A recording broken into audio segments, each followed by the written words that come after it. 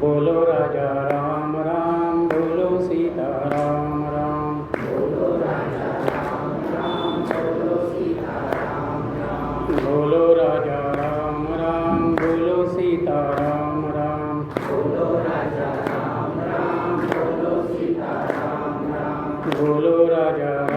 राम, बोलो सीता राम राम, बोलो राजा राम राम, बोलो सीता राम राम, बोलो राजा राम राम, बोलो सीता राम राम, बोलो राजा राम राम, बोलो सीता राम राम, बोलो राजा राम राम, बोलो सीता राम राम, बोलो राजा राम राम, बोलो सीता राम राम, बोलो राजा राम राम, बोलो सीता राम राम, बोलो राजा राम राम, बोलो सीता राम राम, बोलो राजा राम राम, बोलो सीता राम राम, बोलो राजा राम राम, बोलो सीता राम राम, बोलो राजा राम राम, बोलो सीता राम राम, जानकी जीवन स्मरण मुखे बोलवी सद्गुरु बुद्धिदाता, अहं भारहा वागवी पूर्णमाता, जडो भावना रामदासी सदाती, नमस्कारत्या ब्रह्मचैतन्यमूर्ति सद्गुरुनाथ महाराज की श्रीराम समर्थ।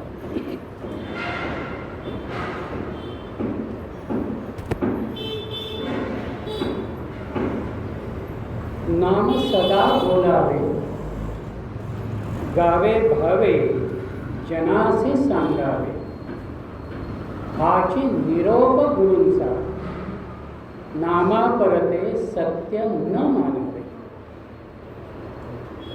महाराजांच्या समग्र नामचिंतनाचा भाव हा या 13 आर्यांमध्ये आपल्या समोर आहे. त्यातली पहिली आर्या आपण कालपासून चिंतनाला बघतो आहोत. माझ्या जीवनाचं ध्येय नक्की काय आहे?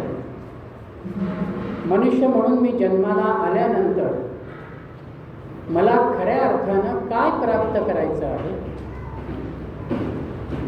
ज्याला मी आनंद आनंद असं म्हणतो आहे, तो आनंद नक्की कुठे आहे आणि तो मला कसा प्राप्त करता येईल? आणि या सगळ्यांच्यासाठी असलेला माझा प्रपंच न सोडता मला ह्या गोष्टी प्राप्त होतील, किंबहुना त्या भगवंताच्या दर्शनाचा भाव मला प्राप्त होईल. हे मला केवळ एका नामानं साध्य होतं. म्हणून संतांनी आम्हाला नामाचा आग्रह केला. जे नाम संतांनी घेतलं, जे नाम आपल्या सद्गुरूंनी घेतलं, तेच नाम ते आपल्याला सांगतात. अनुग्रहामध्ये तेच नाम ते आपल्याला देतात.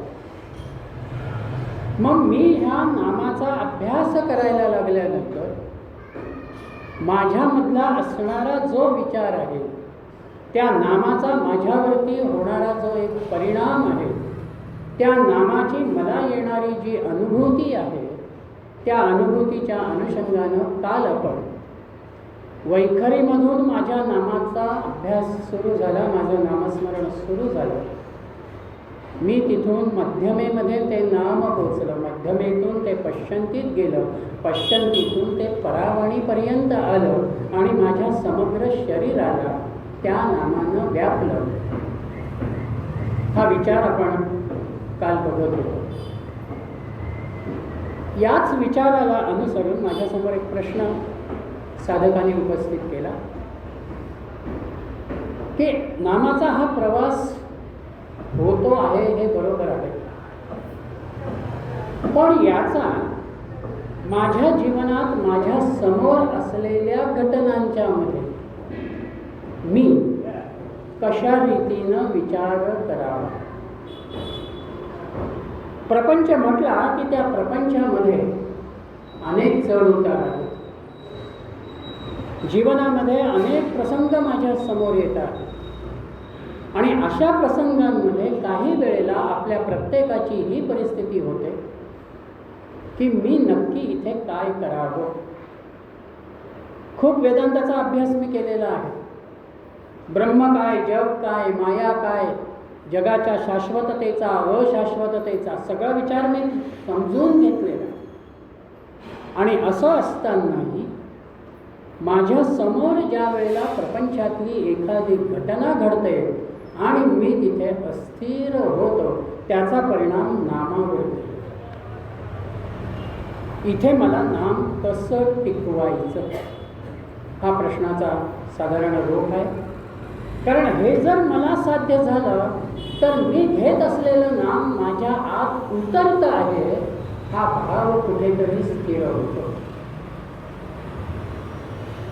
प्रपंच म्हटला की कालही थोडी आपण पार्श्वभूमी बघितलेली आहे की तो मुळातच अशाश्वत आहे.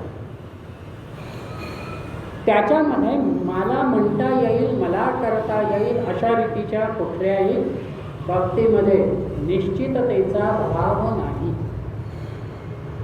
त्यामुळं या प्रपंचामध्ये येणारी माझ्या जीवनातली जी जी म्हणून काही माणसं आहेत, त्या माणसांच्या अनुषंगानं जे जे काही घडतं त्याला तितक्याच शांतपणानं सामोरं जाणारं बळ तुम्हाला नामस्मरण देतं.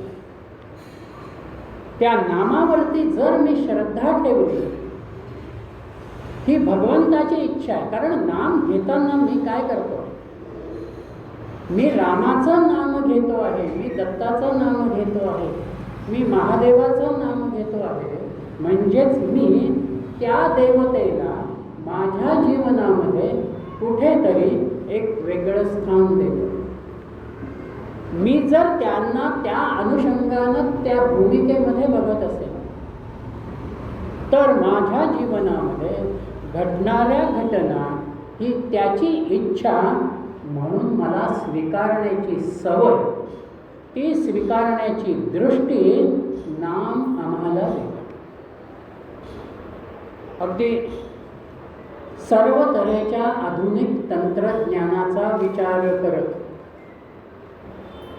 ज्या ज्या म्हणून काही सोयी सुविधा आम्हाला उपलब्ध करायच्या आहेत, त्या सगळ्या सोयी सुविधा उपलब्ध केल्यानंतर करून एक उत्तम अशा रीतीची गाडी 4 चाकाची 4 व्हीलर आमच्या समोर आलेली आहे. ती 4 व्हीलर मी घेतली, खरेदी केली आणि मी ज्या वेळेला ती 4 व्हीलर घेऊन प्रवासाला निघतो त्यावेळेला त्या गाडीमध्ये मी स्टेपनी म्हणून एक ॲडिशनल चाक तिथे व्हील ठेवतो. आता प्रश्न इथे उपस्थित आहे की अरे ही संपूर्ण गाडी नवीन आहे, ती मेकॅनिकनं व्यवस्थित चेक केलेली आहे, कुठेही तिच्यामध्ये दोष नाही आहे. आणि मग जर अशा या नवीन गाडीला घेऊन मी प्रवासाला प्रारंभ करतो तर तिथे स्टेपनीची गरज काय? माझं जीवन कितीही सुखमय असू द्या, कसंही असू द्या, त्या जीवनामध्ये माझा आधार जर कुठला असेल तर तो नामाच्या स्टेपनीचा आधार आहे. कारण आम्ही म्हणतो अरे गाडी नवीन आहे, बरोबर आहे, पण मी प्रवासाला निघाल्यानंतर समजा काही कदाचित झालं एखाद्या चाकाच्या बाबतीमध्ये तर ते रिप्लेस करायला मला ही स्टेपनी तिथे उपयोगाला येईल.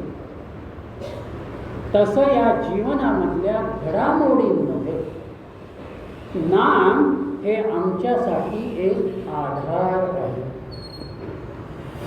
म्हणून तुलसीदासांनी त्या नामाच्या अनुषंगानं असं म्हटलेलं आहे की नाम म्हणजे उंबरठ्यावरचा दिवा. उंबरठ्यावरती ठेवलेला दिवा हा आतही प्रकाश टाकतोय आणि बाहेरही प्रकाश देतोय. जो दिवा एकाच वेळेला त्या एकाच प्रकाशाच्या आधारानं बाह्यांग आणि अंतरंग दोन्हीही तयार करतं, प्रकाशमान करतं, नामस्मरण आमच्या जीवनामध्ये हीच भूमिका देतं. वैखरी वाणी हा माझ्या नामस्मरणाचा, या देहमंदिराचा उंबरठा आहे. इथून घेतलेलं नाम एका बाजूला आत उतरत जातं आणि दुसऱ्या बाजूला कर्माच्या अनुषंगानं माझ्याकडनं तो नामस्मरणाचा क्रियेचा भाग, अभ्यासाचा भाग, सातत्याचा भाग हा माझ्याकडनं होत होता. मग हे उतरणारं नाम काय परिणाम करेल? हे उतरणारं नाम आतमध्ये माझ्या आचारावरती, माझ्या विचारांवरती परिणाम करतं. कारण एकदा मी भगवंताचं नाम घेतो आहे म्हटल्यानंतर त्या नामाची एक स्वयंभू शक्तीच मुळात अशी आहे की जी तुम्हाला सत्वगुण प्रधानतेकडे नेते. माझ्यातला आळस असेल, माझ्यातला तमोगुणाचा भाग असेल, ती त्याला कमी करते. अहंकाराच्या अंगानं, मीपणाच्या अंगानं माझ्यामधला रजोगुणाचा अंश असेल, ती त्या रजोगुणालाही कमी करते. आणि ते नाम विचारांच्या गुणांच्या अनुषंगानं सत्वशीलतेशी कुठेतरी निगडीत होते. मग एकदा ते नाम सत्वशीलतेशी निगडीत व्हायला लागलं की त्यातून माझी मानसिकता, माझा मनोवृत्तीचा धर्म हा माझ्या आहार विहाराकडे वळतो. सात्विक आहाराला मी प्राधान्य देतो. मर्यादित स्वरूपाच्या आहाराला मी प्राधान्य देतो, जेणेकरून माझ्या ठिकाणी ती सत्वप्रधानता वाढेल आणि माझ्याकडून अधिकाधिक नाम घेतलं जाईल. आदरणीय तात्यासाहेब केतकर शेवटच्या 5-10 वर्षाच्या कालखंडामध्ये रात्रीच्या वेळेला फक्त कपभर दूध आणि 1 राजगिऱ्याचा लाडू एवढंच ग्रहण करत होते. त्यांची भूमिका अशी होती की जेवढं मी हलकेपणा रात्रीच्या वेळेला ठेवेन त्याच्यामुळं सकाळी उठायला एक सहजता येते. आणि मग सकाळी उठून नाम घेणं असेल किंवा रात्रीच्याही वेळेला शांत वातावरणामध्ये नाम घेणं असेल, ती नामसाधना अधिक चांगल्या रीतीनं आपली होत राहते. म्हणून आहाराची सात्विकता, आहाराचा संयमितपणा, विचारांची सात्विकता हीच माझ्या कृतीमध्ये परिवर्तित होते. ज्याचा आचार उत्तम आहे, ज्याचा विचार उत्तम आहे, त्याची कृती ही त्याच सात्विकतेशी निगडीत होते. म्हणून ते नाम आतमध्ये उतरणं, माझ्या पेशींना त्या नामाचा स्पर्श होत राहणं आणि ती भावना, तो आनंदाचा अनुभव मला येत असताना या दृश्याविषयीच्या भूमिकेचा, दृष्टीचा भाग माझ्यासमोर स्पष्ट होतो. आणि म्हणून संतांची चरित्र जर आपण बघितले तर सगळे संत असे आहेत की काही ना काहीतरी प्रपंचिक अंगानं, ज्याला उणीव म्हणावं किंवा काहीतरी आपल्या दृष्टीनं म्हणावं की आमच्या प्रपंचामध्ये हे नाही आहे, अशा रीतीचा काहीसा भाग हा अनेक संतांच्या बाबतीत. शांतीब्रह्म एकनाथांच्याकडे जर आम्ही बघितलं तर आपल्या लक्षामध्ये येईल की नाथांचं कार्य, नाथांची विचारधारा त्यांच्या मुलाला हरिपंतांना मान्य झाली नाही. त्या काळातल्या कर्मठतेला अनुसरून हरिपंतांचं म्हणणं होतं, तुमचं हे वागणं बरोबर नाही. म्हणून तो त्यांना सोडून काशीला जाऊन राहिला. म्हणजे सगळं काही व्यवस्थित आहे, पण तरीही मुलाला पटत नाही, तो आपल्यापासून दूर जातो. हा भाव नाथांच्या जीवनात. तुकारामांच्याही बाबतीमध्ये आपण समग्र चरित्र बघतो तेव्हा लक्षामध्ये येईल. पहिली पत्नी जाते, दुसरी पत्नी जाते, सगळा भाग एक प्रकार. दुसरी पत्नी काहीशी विरोधी वातावरणामध्ये त्यांच्याशी राहते.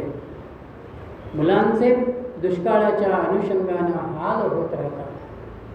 पण तरीही हे सगळं आहे ही त्या विठ्ठलाची इच्छा या एका भूमिकेवरती तुकाराम राहतात. आणि सकाळी 8ला घरातनं आपलं आवरून बाहेर पडावं, भंडारा डोंगरावरती जावं आणि संध्याकाळी 4ला परत यावं. त्या विठ्ठल नामामध्ये, त्या चिंतनामध्ये आपला दिवस त्यांनी व्यतीत केला. म्हणजे आलेली परिस्थिती स्वीकारावी, तिच्याकडे प्रसंगी सहजतेनं बघावं. हा भाग नाम आमच्यामध्ये ती वृत्ती तयार करतं, ती दृष्टी आम्हाला बघा.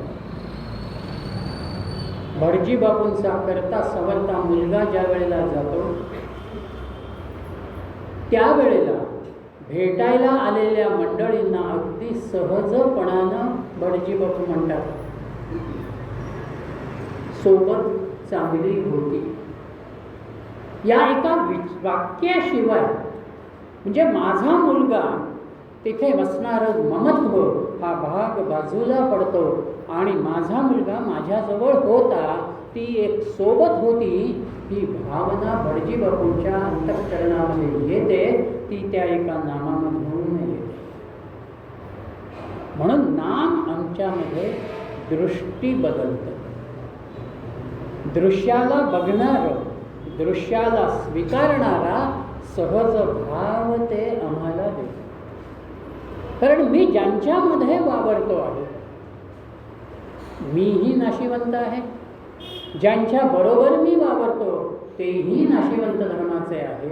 मग मी त्यांच्याकडून निरंतर सुखाचा, शाश्वत सुखाची अपेक्षा कशी करू शकतो?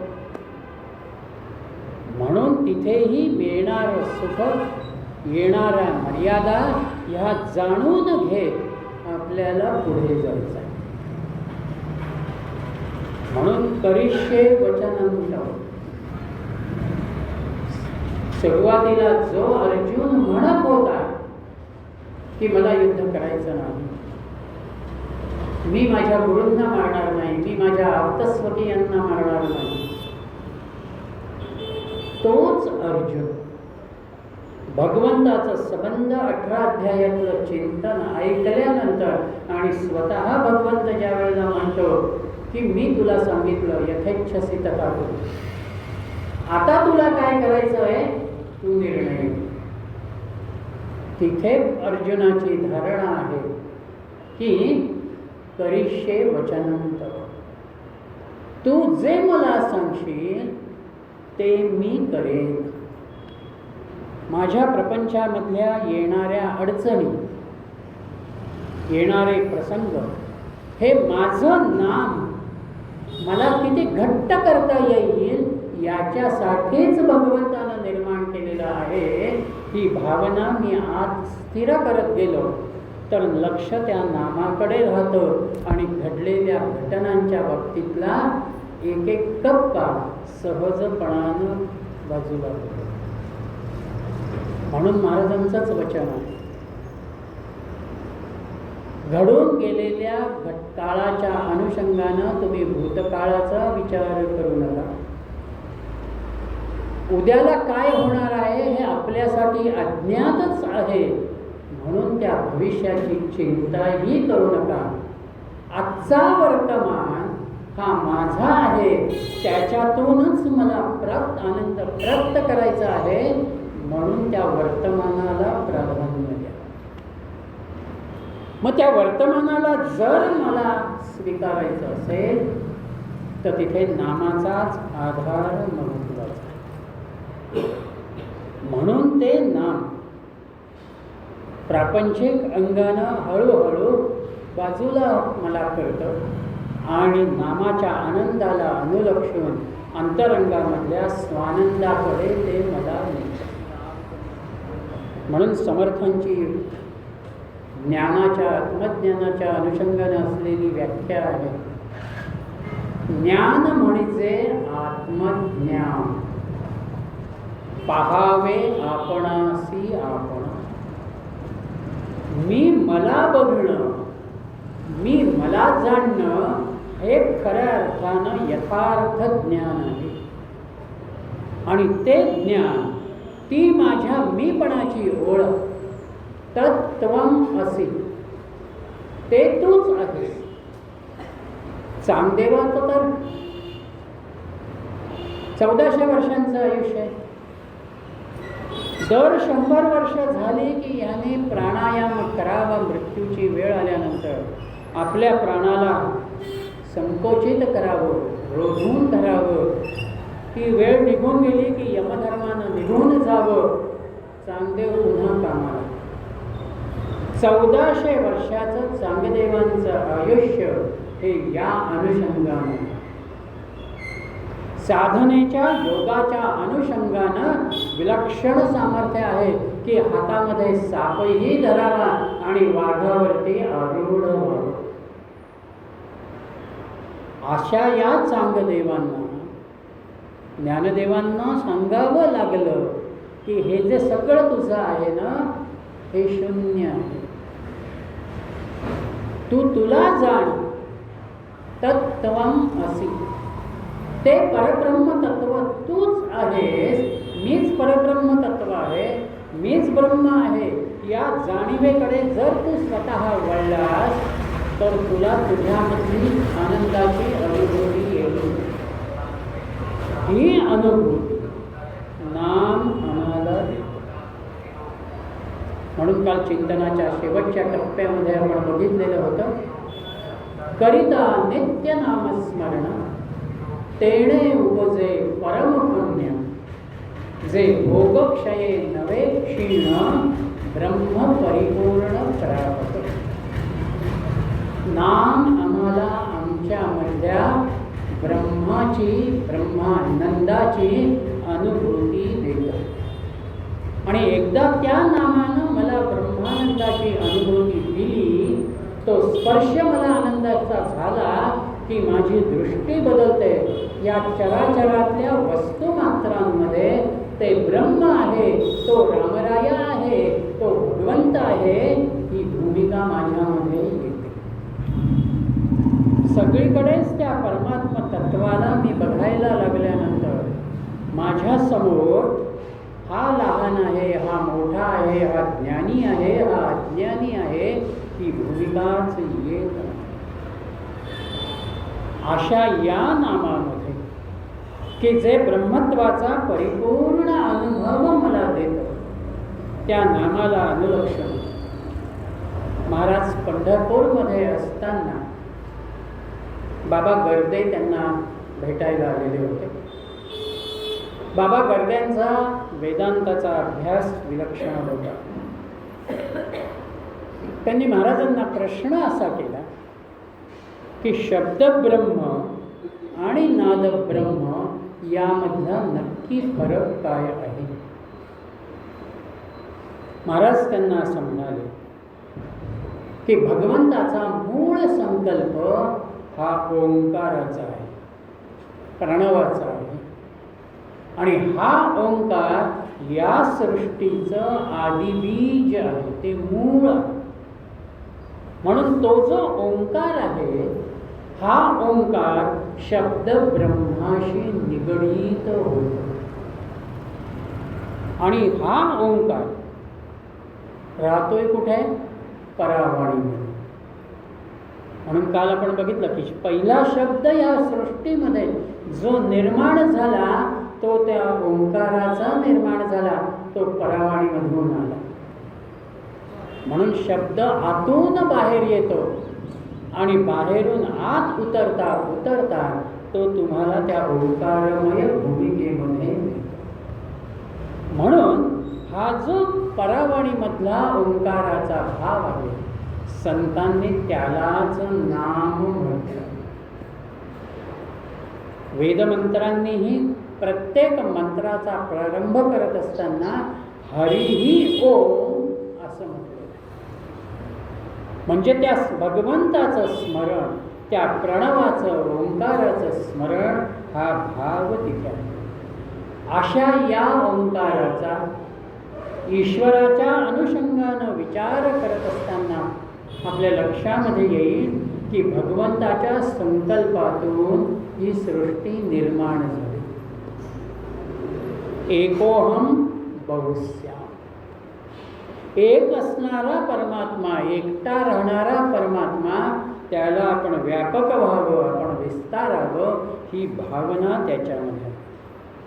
मग ह्या सृष्टीला निर्माण करत असताना जे जे म्हणून काही निर्माण होत गेलं त्या प्रत्येकाला ओंकाराचा स्पर्श होत गेला आणि त्या ओंकाराच्या स्पर्शानं त्या वस्तुमात्रामध्ये एक स्पंदनाची धारणा निर्माण झाली. एक ध्वनीचा भाव, नादाचा भाव हा त्या ठिकाणी निर्माण होत गेला. मग हा जो स्पंदनाचा भाव आहे, हाच स्पंदनाचा भाव पश्यन्ते वाणीतून नाम पुढे सरकताना एका अनाहत नादाची आपल्याला होणारी जी जाणीव आहे, तो भाव म्हणजे नादब्रह्माचा भाव. म्हणून उच्चारण करताना मी नाम घेतो आणि ते नाम जेवढं म्हणून अंतरंगात उतरतं, स्थिर होत जातं, तिथे त्या अनाहत नादाचा भाव, नादब्रह्माचा भाव हा माझ्यासमोर यायला लागतो, मला तो अनुभवायला लागतो. म्हणजे अर्थरूपता ज्याला म्हणावी ती अर्थरूपता माझ्या नामोच्चारणाला, माझ्या नामस्मरणाला, माझ्या नामसाधनेला यायला लागते. म्हणून त्या नामामध्ये मी जसजसा रंगत जातो तसतसं ते नाम मला एक लय निर्माण करत जातं, एक नाद निर्माण करत जातं. म्हणून जे साधक सातत्यानं दीर्घकाळ नामामध्ये राहत जातात त्यांच्यामध्ये नामाला बसल्यानंतर काही काळानंतर, अर्धा तास असेल, 20-25 मिनटं असतील, हळूहळू ते स्वतःहून डोलायला लागतात. नाम चालू आहे पण ज्याला डोलणं म्हणावं या देहाचं, ती डोलणारी धारणा त्यांच्यामध्ये येते. म्हणून तो जो नाद आहे, ती जी लय आहे, ती लय तुम्हाला त्या नामामधला आनंदाचा भाव देते. म्हणून उच्चारणामध्ये शब्दब्रह्माची अनुभूती आहे. अनाहत नादामध्ये, स्पंदनामध्ये, अखंड चालणाऱ्या जपामध्ये नादाचा अनुभव येतो. म्हणून तुकारामानंही तो अनुभव नमूद केला. माझी मज झाली अनावर वाचा, छंद या नामाचा घेतला असे. वाचा अनावर होत जाते. आत्ताला माझी परिस्थिती कशी आहे? मी तासभर बसेन, 1.5 तास बसेन, कदाचित अर्धाही तास बसेन, मी थांबतो, आता नंतर बघू, असं म्हणत मी तिथून बाजूला होतो. पण साधक खऱ्या अर्थानं त्या नामामध्ये डुंबायला लागला, आत उतरायला लागला की त्यानं जरी ठरवलं तरी हा देह असं काही कार्य करतो की तिथे ती वाचा अनावर होते. तो नामाचा प्रवाह, एखादा नदीचा प्रवाह जसा पुढे सरकावा तसा पुन्हा पुन्हा येत. म्हणून जनाबाईंनीही शब्द वापरलेले आहेत, रिकाम्या मापे गोणी भरी.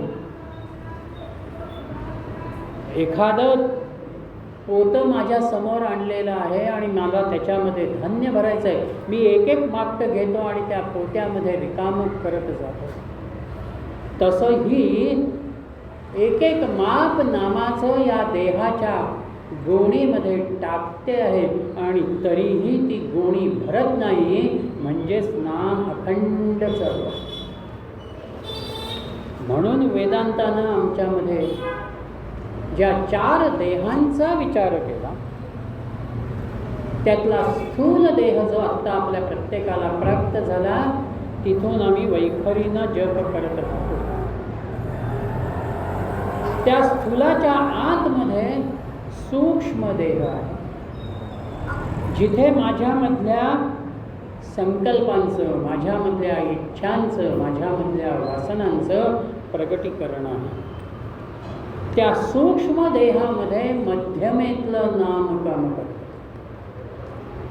त्या सूक्ष्म देहाच्याही आतमध्ये कारणदेह, की ज्या कारणदेहामधलं वासनांचं गाठोडं घेत माझा पुढल्या जन्माचा प्रवास पुढे चालू होतो, त्या कारणदेहामध्ये पश्यंतीचं नाम पोचतं.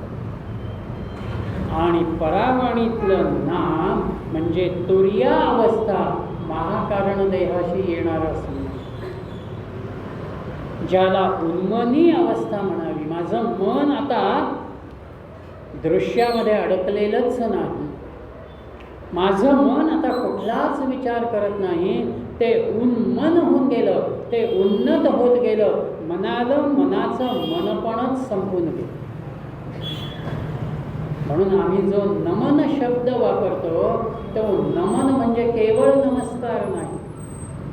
माझं मनही संपून गेलेलं आहे आणि मी तुझ्यासमोर उभा आहे, हा भाव मला त्याला सांगण्यासाठी मी नमनाचा भाव तिथे घेतो. म्हणून परावाणीमध्ये माझं नाम स्थिर होत गेलं की दृश्याच्या अनुषंगानं मी पूर्णपणानं बाजूला होतो. ते दृश्य केवळ देहाच्या अंगानंच माझ्यासाठी राहतं. मी खऱ्या अर्थानं त्या नामामध्ये, त्या भगवंताच्या चिंतनामध्ये स्वतःला गुंतवून घेतो. आणि एकदा ही अंतर्मुखता माझ्यामध्ये आली की मग माझं बोलणं कमी होतं. मगाशी म्हटलं तसं आहारावरची इच्छा, वासनाही माझी कमी होत जाते आणि मी एकांताकडे, मौनाकडे येतो. एकांत याचा अर्थ मी सगळ्यांपासून बाजूला गेलेलो आहे आणि कुठेतरी स्वतःला बसवून घेतलेला आहे असं नाही. एकांत याचा अर्थ माझ्यातल्या एकाचाही मी केलेला अंत, त्याला एकांत म्हणतात. म्हणजे माझ्यातला मी आता संपून गेलेला आहे. तो एकमात्र परमात्मा, माझ्या सद्गुरूंनी मला दिलेलं नाम, इथे मी स्वतःला स्थिर करतो. ते स्थिर करणं ज्या वेळेला एका सहजतेच्या अनुभवाच्या पातळीवरती येतं, तो अनुभव ज्ञानदेव आमच्या समोर ठेवतात. समाधी साधन संजीवन नाम. नाम कसं आहे? संजीवन आहे. नामाची अनुभूती मुळात माझ्यामध्ये संजीवकता निर्माण करणारी, माझ्यामध्ये एक चैतन्य निर्माण करणारा भाव आहे, माझ्यामध्ये उत्साह आणणारा भाव आहे. आणि जिथे ही संजीवकता येते तिथेच एक प्रकारच्या समाधीशी, काल मी म्हटलं तसं शरीर, मन आणि बुद्धी समाधी यांना मी पूर्णपणानं त्या नामामध्ये गुंतवून ठेवलं, त्या नामाशी स्थिर केलं आणि त्या संजीवक नामाचा मी आनंद अनुभवतो. ही भावना नामाला अनुलक्षून येते. हा सगळा प्रवास दोन गोष्टींशी निगडित आहे. पहिली गोष्ट सद्गुरूंची असणारी कृपा, त्यांच्याकडून माझ्याकडे येणारं नाम आणि सद्गुरूच सर्व काही आहे, तेच माझ्यासाठी सर्वस्व आहे, ही माझ्या अंतःकरणातली श्रद्धा. म्हणून संत कबीरांचा एक शिष्य एक दिवस त्यांना प्रश्न करतो, मला आपण नामसाधन दिलं, गेली अनेक वर्ष मी ते नाम घेतो आहे, पण तरीही त्या नामाचं फळ मला मिळालेलं दिसत नाही किंवा मला अनुभवायला येत नाही. कबीर त्याला असं म्हणाले की तुझ्या नामसाधनावरती तुझा विश्वास आहे का? शिष्य असं म्हणाला की विश्वास म्हणजे मी काय करायला हवं? कबीरांचा दोहा तिथे आहे, जाके मन विश्वास है, जाके मन विश्वास है, सदा गुरु है संग, कोटि काल झक झोपही, न तो होत चितभंग. कबीर असं म्हणतात की माझे सद्गुरू रात्रंदिवस माझ्या सोबत आहे, माझ्या मागे पुढे आहेत, ते मला सांभाळत आहेत आणि माझ्याच हृदयामध्ये राहत ते माझी काळजी घेत आहेत. हा विश्वास मी जेवढा पक्का ठेवीन त्याच्यातूनच तो काळ सुद्धा तुमच्याजवळ येणार नाही. आणि म्हणून आपलं चित्त अशा परिस्थितीमध्ये प्रपंचातल्या घटनांना अनुलक्षून कुठेही मग विचलित होत नाही. चित्ताची स्थिरता ही आपोआप तिथे येते. भाऊसाहेब केतकरांचा प्रसंग आपल्यापैकी अनेकांच्या परिचयाचा आहे. हार्नियाचा विलक्षण त्रास भाऊसाहेबांना होत होता. डॉक्टरांना बोलावणं पाठवलं. डॉक्टर आले आणि तपासलं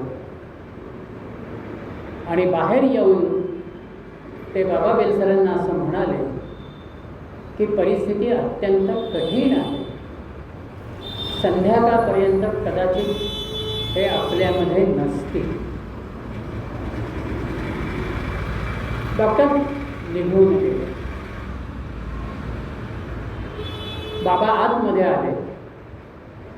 भाऊसाहेबांनी बाबांना विचारलं, केशवराव डॉक्टर काय म्हणाले? केशवरावांना थोडा पहिले संकोच झाला, काय सांगू, पण तरी ते म्हणाले की डॉक्टर असं म्हणतं आहे की परिस्थिती जरा कठीण आहे. भाऊसाहेबांचं त्याही परिस्थितीमधलं वाक्य आहे, महाराजांच्या कानावर घालावं.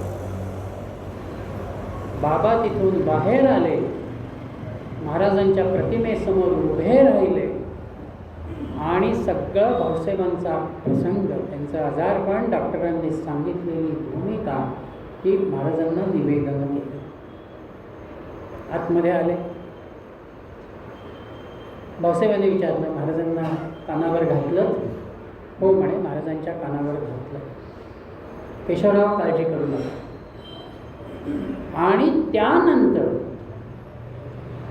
जवळपास संध्याकाळचे 5-5:30 वाजले. तिकडे डॉक्टर अपेक्षा करत होते की पुन्हा आपल्याला कधी बोलवतील, पण काहीच कोणाचा निरोप नाही. म्हणून डॉक्टरांनीच संपर्क केला आणि ते येऊन परत बघितलं. जो त्रास पहिल्या तपासताना त्यांच्या लक्षामध्ये आला, आत्ताला त्याचं काहीच मालमूस नव्हतं.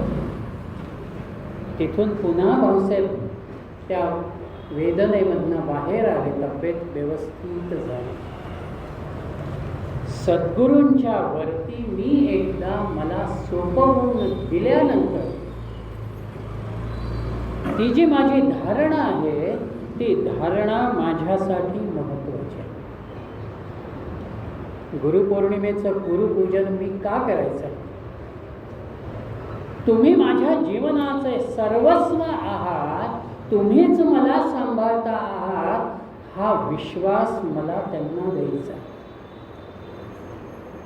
तुम्ही जर माझे सांभाळ करते आहात तर प्रपंचातल्या घडामोडींकडेही मी स्वस्थपणानं बघावं. मला जे जे काही समोर येत आहे ही महाराजांची इच्छा, या भावनेनं मला त्या ठिकाणी राहायचं आहे.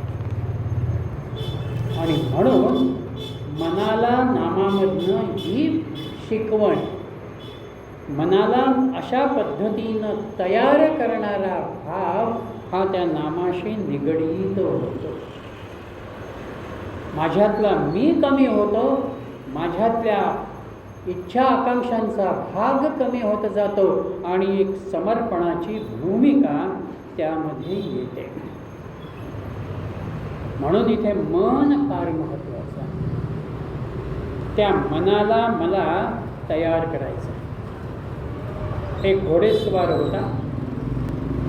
शिकारीच्या अनुषंगानं तो बाहेर पडला. चालता चालताना खूप आतमध्ये तो गेला आणि त्यालाही तहान लागली आणि घोड्यालाही पाण्याची गरज निर्माण झाली. म्हणून तो इकडे तिकडे कुठे आपल्याला पाणी मिळेल या भावनेनं बघत होता. बघता बघता त्याला एक शेत दिसलं आणि त्या शेतामध्ये तो शेतकरी मोटेनं पाणी काढताना त्याला दिसला. म्हणून हा घोडेस्वार घोड्यासकट तिथे गेला. शेतकऱ्याला म्हणाला की मलाही पाणी हवं आहे आणि या घोड्यालाही पाणी हवं आहे. शेतकरी म्हणाला मी देतो. त्यानं तो रहाट गाडगं चालव केलं आणि त्या रहाट गाडग्याचा जसा आवाज सुरू झाला ते घोडं जरा बिथरलं. हा घोडेस्वार म्हणाला तुम्ही तो रहाट गाडग्याचा आवाज बंद करा, माझं घोडं शांत होईल. शेतकरी म्हणाला तुम्हाला जर पाणी हवं असेल मला रहाट गाडगं चालू ठेवावं लागेल. जोपर्यंत रहाट गाडगं चालू आहे तोपर्यंतच खालचं पाणी बाहेर येईल. तुमच्या घोड्याला त्या आवाजाची सवय होणं तरच त्याला पाणी मिळेल. माझ्याही मनाला खऱ्या अर्थानं आत्मानंदाची तहान असेल आणि ते जर मला प्राप्त करून घ्यायचं असेल तर प्रपंचातल्या रहाट गाडग्याचा आवाज मला स्वीकारता आला पाहिजे. त्या सगळ्या घटनांना कोणी माझा मान करू दे, कोणी माझा अपमान करू दे, कोणी माझं कौतुक करू दे, कोणी मला डोक्यावर बसवू दे, कोणी मला कधी खाली पाय ओढून टाकू दे, जैसे स्थिती आहे तैशा परी आहे, कौतुक तुप आहे संचिताचे. हा जो भाव आहे हा भाव म्हणजे माझ्या मनाला असलेल्या या प्रपंचराच्या रहाट गाडग्यामध्ये तयार करणे. आणि असं हे मन तयार झालं की ते नामातही स्थिर होतं. म्हणून नाम घेता घेताना ती एक मनाची अंतरंगामधनं होणारी जी तयारी आहे तो मनाचा अंतरंगामधला भाव आहे. म्हणून हे वाणी एक प्रकारानं नामाच्या अनुषंगानं आमच्यामध्ये विकास पावते, आम्हाला एका अनुभवाकडे ती नेते. आणि हे नाम जे आहे हे नाम एकदा तुम्हाला त्या आनंदाची अनुभूती आली की बाकीचे प्रपंचातले सगळे आनंद मागे पडतात. दृश्यातल्या आनंदापेक्षा अदृश्यामधल्या परमात्म तत्वामधला असलेला आनंदाचा भाव हा विशेष आहे. म्हणून त्या उपनिषदांनीही आनंदाची सबंध भूमिका मांडत असताना एक मनुष्य आनंदापासून परमानंदापर्यंतच्या जवळपास 10-12 पायऱ्या मांडलेल्या आहेत. मानवी आनंद, देव आनंद, गंधर्व आनंद, असं करत करत शेवटची पायरी ऋषी म्हणतात जी ब्रह्मानंदाशी निगडीत. म्हणून तो जो नामाचा आनंद आहे, ती जी स्वानंदाची अनुभूती आहे, तुकारामांचे शब्द आहेत, आणिक दुसरे मज नाही आता, न मिळे या चित्ता पासवण्या. नेमिले या चित्ता पासून या पांडुरंग ध्यानी पांडुरंग म्हणी जागृती स्वप्नी पांडुरंग. एकदा नामाच्या आनंदाशी अंतरंगामधून तुम्ही स्थिर होत गेला, ते नाम तुमच्या जीवनाचं सर्वोच्च मूल्य झालं. मी त्या नामाशिवाय राहू शकत नाही हा भाव माझ्यामध्ये निर्माण होत गेला की आपोआप जागृती स्वप्नी पांडुरंग तुमच्या ध्यानातही तो येतो आणि तुमच्या मनातही तो येतो. सद्गुरू आम्हाला या अनुषंगानं आमच्या जागृतीतही ते अस्तित्वात असतात आणि स्वप्नामध्ये आणि निद्रेतही ते अस्तित्वामध्ये असतात. म्हणून भाऊसाहेब केतकरांना स्वप्न ज्या वेळेला पडलं आणि ते पिशाच्य भाऊसाहेबांना असं म्हणतं आहे की मी तुमच्यावरती आता मूठ मारतो. भाऊसाहेब केतकर तिथे असं म्हणतं आहे, महाराजांना विचार आणि मग मार. स्वप्नामध्ये सुद्धा माझा भाव त्या नामाशी महाराजांशी निगडीत होणं, त्या नामाशी निगडीत होणं म्हणजे पांडुरंग ध्यानी पांडुरंग जागृती स्वप्ने पांडुरंग. हा नामाचा भाव. नाम सदा बोलावे ही सुरुवात जर आम्ही केली तर हळूहळू कुठेतरी आम्हाला तो येईल. लोअर KG मध्ये मला प्रवेश घ्यावा लागतो. मी म्हटलं उद्याला मला PhD द्यायची आहे, आम्हाला नाही लागत. ती lower KG upper KG first standard second standard करत करत कुठेतरी मी PhDला 15-20 वर्षानंतर येतो.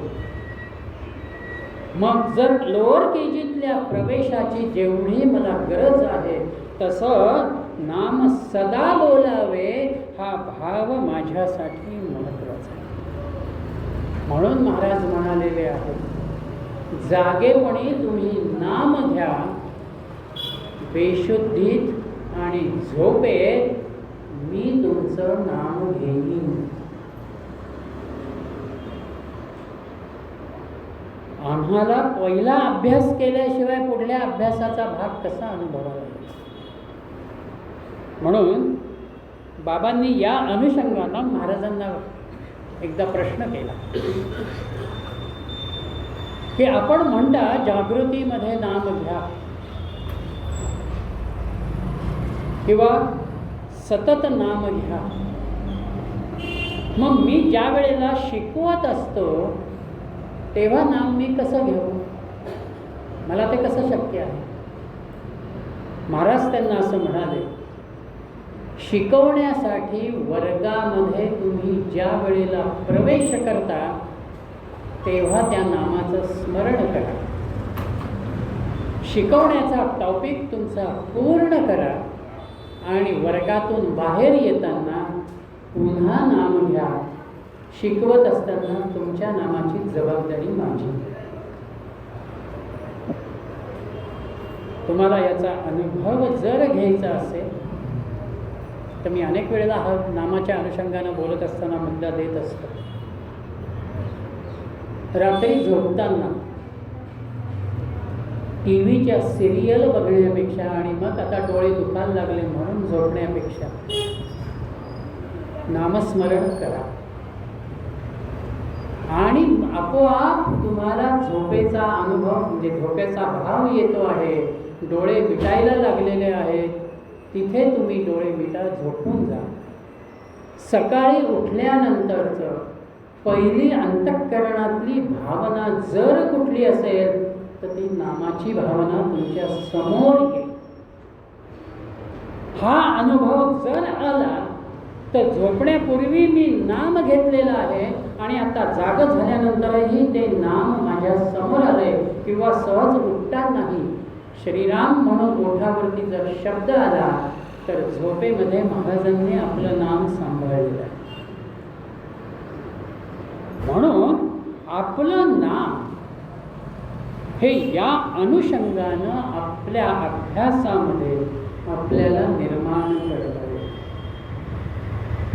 चरित्रामध्येच प्रसंग आलेला आहे. मुरारजी कांजी कापडाचे उत्तम व्यापारी, नामस्मरण करणारे हे कांजी,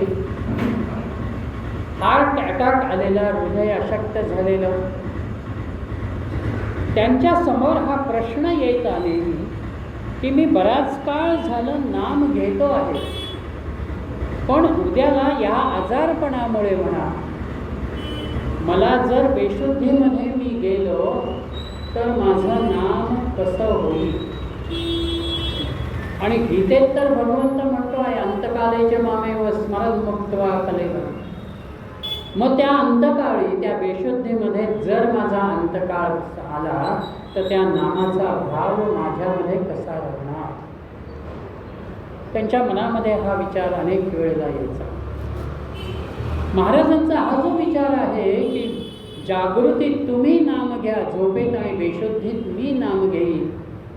महाराजांचा हा विचार ऐकलेल्या एका साधकानं मुरारजींना हा विषय दिला की माझे महाराज असं म्हणता आहे की नाम घेणाऱ्याच्या बाबतीमध्ये जागृतीत त्यानं नाम घेतलेलं असेल तर बेशुद्धीत आणि त्याच्या वातावरणामध्ये मी नाम घेईन.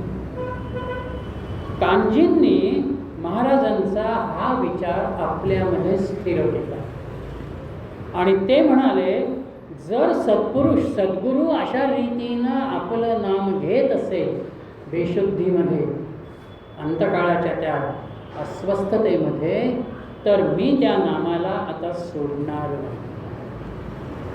आणि 1936च्या सुमाराला त्यांना पुन्हा एकदा अटॅक आला. काही काळ ते बेशुद्धीमध्ये गेले. तब्येत अत्यंत तोळामासा झाली. पण त्या बेशुद्धीनंतरही ज्या वेळेला ते शुद्धीवर आले त्यावेळेचा त्यांचा पहिला विचार असा आहे की माझ्या कानात कोणीतरी सारखं नामस्मरण करत आहे. आणि हे नामस्मरण महाराजांच्या शिवाय कोणीच नसणार हा त्यांचा अनुभव. म्हणून ते म्हणाले की जर या अवस्थेमध्ये नाम घेणारा भाव मला अनुभवता येतो आहे, आता मला अंतकाळाची भीती नाही, त्याही वेळेला नामाची भूमिका मी घेईन. म्हणून आम्हाला नाम सदा बोलावे हा भाव जो आहे हा भाव नित्याच्या व्यवहारामध्ये मला आणायचा आहे. सकाळी उठल्यानंतर मी माझं मुखमार्जन करतो तेव्हा मी थोड्या वेळ नाम घ्यावं. सकाळची चहा कॉफी घेताना मी नाम घ्यावं. बाहेर मी वॉकिंगला बाहेर पडलेलो आहे त्यावेळेला अमेरिकेचे ट्रम्प काय करतात, मोदी काय करतात, ते चीनचे पंतप्रधान काय निर्णय घेतात, या चर्चेमध्ये मला काहीच प्राप्त होणार नाही. मी जिथे आहे मी तिथेच राहणार आहे. त्या माझ्या वॉकिंगच्या काळात मी जर माझ्या इंद्रियाला, माझ्या मनप्रवृत्तीला नामाच्या वळण दिलं, ती सवय मी लावली, तर माझं आरोग्यासाठी चालणंही होतं आहे आणि अंतरंगामध्ये नामाचा भावही होतो आहे. आणि फारसं जर मी कोणाशी बोललो नाही तर मौनाचा अभ्यासही टिकतो. ते नाम घेत झाल्यानंतर तुम्ही आंघोळ घेतल्यानंतर कामधंद्याच्या जशा वेळा असतील, जशा जबाबदाऱ्या असतील, आंघोळ करताना नाम घ्या, पूजा अर्चा करताना नाम घ्या.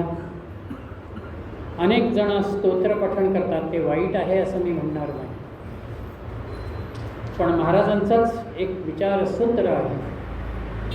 स्तोत्र पठण म्हणजे भगवंताशी पत्रानं होणारी भेट. हल्लीच्या भाषेमध्ये व्हॉट्सअपमधला मेसेज. पण नाम म्हणजे प्रत्यक्ष भगवंताची भेट. तुम्ही मी समोर आल्यानंतर जे बोलतो तो आपल्या प्रत्यक्ष भेटीचा भाग आहे. आणि उद्याला नाशिकला गेल्यानंतर मी ज्या वेळेला तुमच्याशी संपर्क करणार आहे त्यावेळेला तो पत्राचा संपर्क झाला.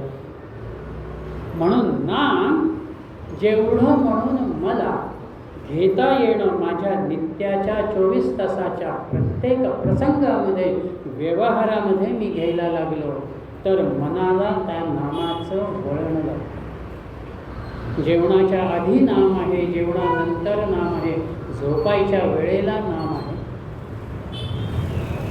खरोखर आम्ही स्वतःला जर ही सवय लावण्याचा प्रयत्न केला आणि त्याची छोटीशी जरी नोंद आपण केली तर आपल्या लक्षामध्ये येईल की सकाळी उठल्यापासून रात्री झोपेपर्यंत जो जो वेळ मला मिळाला तो तो वेळ मी नामाला लावला तर त्या नामाचा संख्येच्या परिभाषेमधला विचार हा साधारणपणानं 7-8 हजाराच्या जपसंख्येत जातो. तुम्हाला जर म्हटलं अहो 5000 जप करायचं आहे बसा, आता नको माझे पाय हे थोड्या वेळाने का मी थांबत थांबत केलं तर चालेल, ही माझी मानसिकता आहे. पण माझ्या दिवसभरातल्या नियोजनामध्ये हा वेळ मला मिळालेला आहे तो मी नामाला लावला. हा भाव ज्या वेळेला येतो त्यावेळेला 2 गोष्टी होतात.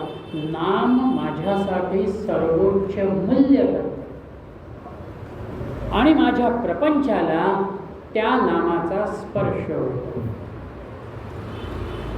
मध्यंतरीच मला कळलेली हकीकत आहे, त्यांचं प्रत्यक्ष भेटीचा भाग मला मिळाला नाही. बेळगावला एक साधक आहेत. त्या साधकांनी स्वतःची नित्याची नामस्मरणाची संख्या ठरवली,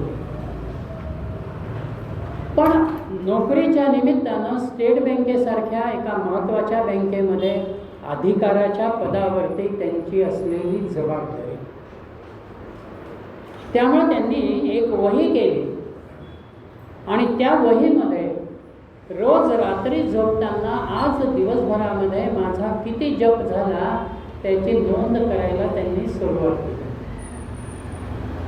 आणि मग सोमवार ते शनिवार अशा रीतीनं जपाची नोंद केल्यानंतर शनिवारी रात्री ते आपली वही बघायचे की रोज मला एवढा जप करायचा होता, प्रत्यक्षामध्ये माझा किती जप झालेला आहे.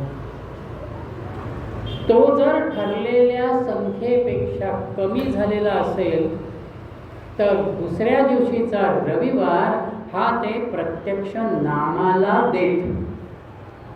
सगळी कामं बाजूला.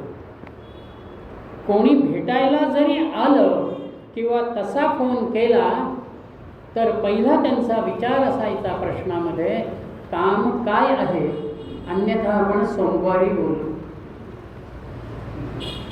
मी नाम घेतो आहे ते माझ्यासाठी सर्वस्व आहे म्हटल्यानंतर मला त्याच्यामध्ये शक्यतो माझ्या बाकीच्या गोष्टींना बाजूला करण्याची सवय मला निर्माण करता येते. आणि समजा पुढे त्यांचा भाग असा आहे, आठवड्यामध्ये कदाचित रविवारी सुद्धा काही बँकेचं इन्स्पेक्शन असेल, अन्य काही कुठे कामाची जबाबदारी असेल म्हणून जाणं होणार असेल. महिन्याच्या शेवटच्या 2-3 दिवसामध्ये ते सगळा महिनाभरातल्या जपाचा अंदाज घेतात आणि सरळ बँकेमध्ये रजेचा अर्ज पाठवून देतात, 2 दिवस मी येणार नाही. ते 2 दिवस त्या महिन्यामधल्या असलेल्या समग्र नामाच्या राहिलेल्या भागाला पूर्ण करायला ते प्राधान्य देतात. नामाची सवय ही आम्हाला या अनुषंगाने, म्हणून नाम सदा बोलावे. म्हणजे जर मला महाराजांनी नाम दिलेलं आहे त्या नामानं माझ्या या मनुष्य जन्माचं समग्र कल्याण तिथे आहे. मग त्यांना आवडणारं नाम माझ्याकडून माझा प्रपंच सांभाळत सांभाळत जो वेळ मला मिळतो आहे त्या वेळेमधून मी त्याच्याकडे बघायला हवं. म्हणून एक वेळ नोकरी व्यवसायामध्ये असताना आमचं नाम कमी जास्त होईल, पण सेवानिवृत्तीनंतर तरी आता मी रिटायर झालेलो आहे याचा अर्थ पुन्हा मी रिटायर व्हायचं, कुठेतरी दुसरीकडे स्वतःला गुंतवून घ्यायचं नाही. वयाच्या 55, 58, 60 एक्सटेन्शनमध्ये 62, 65 पर्यंत मी कामं केली.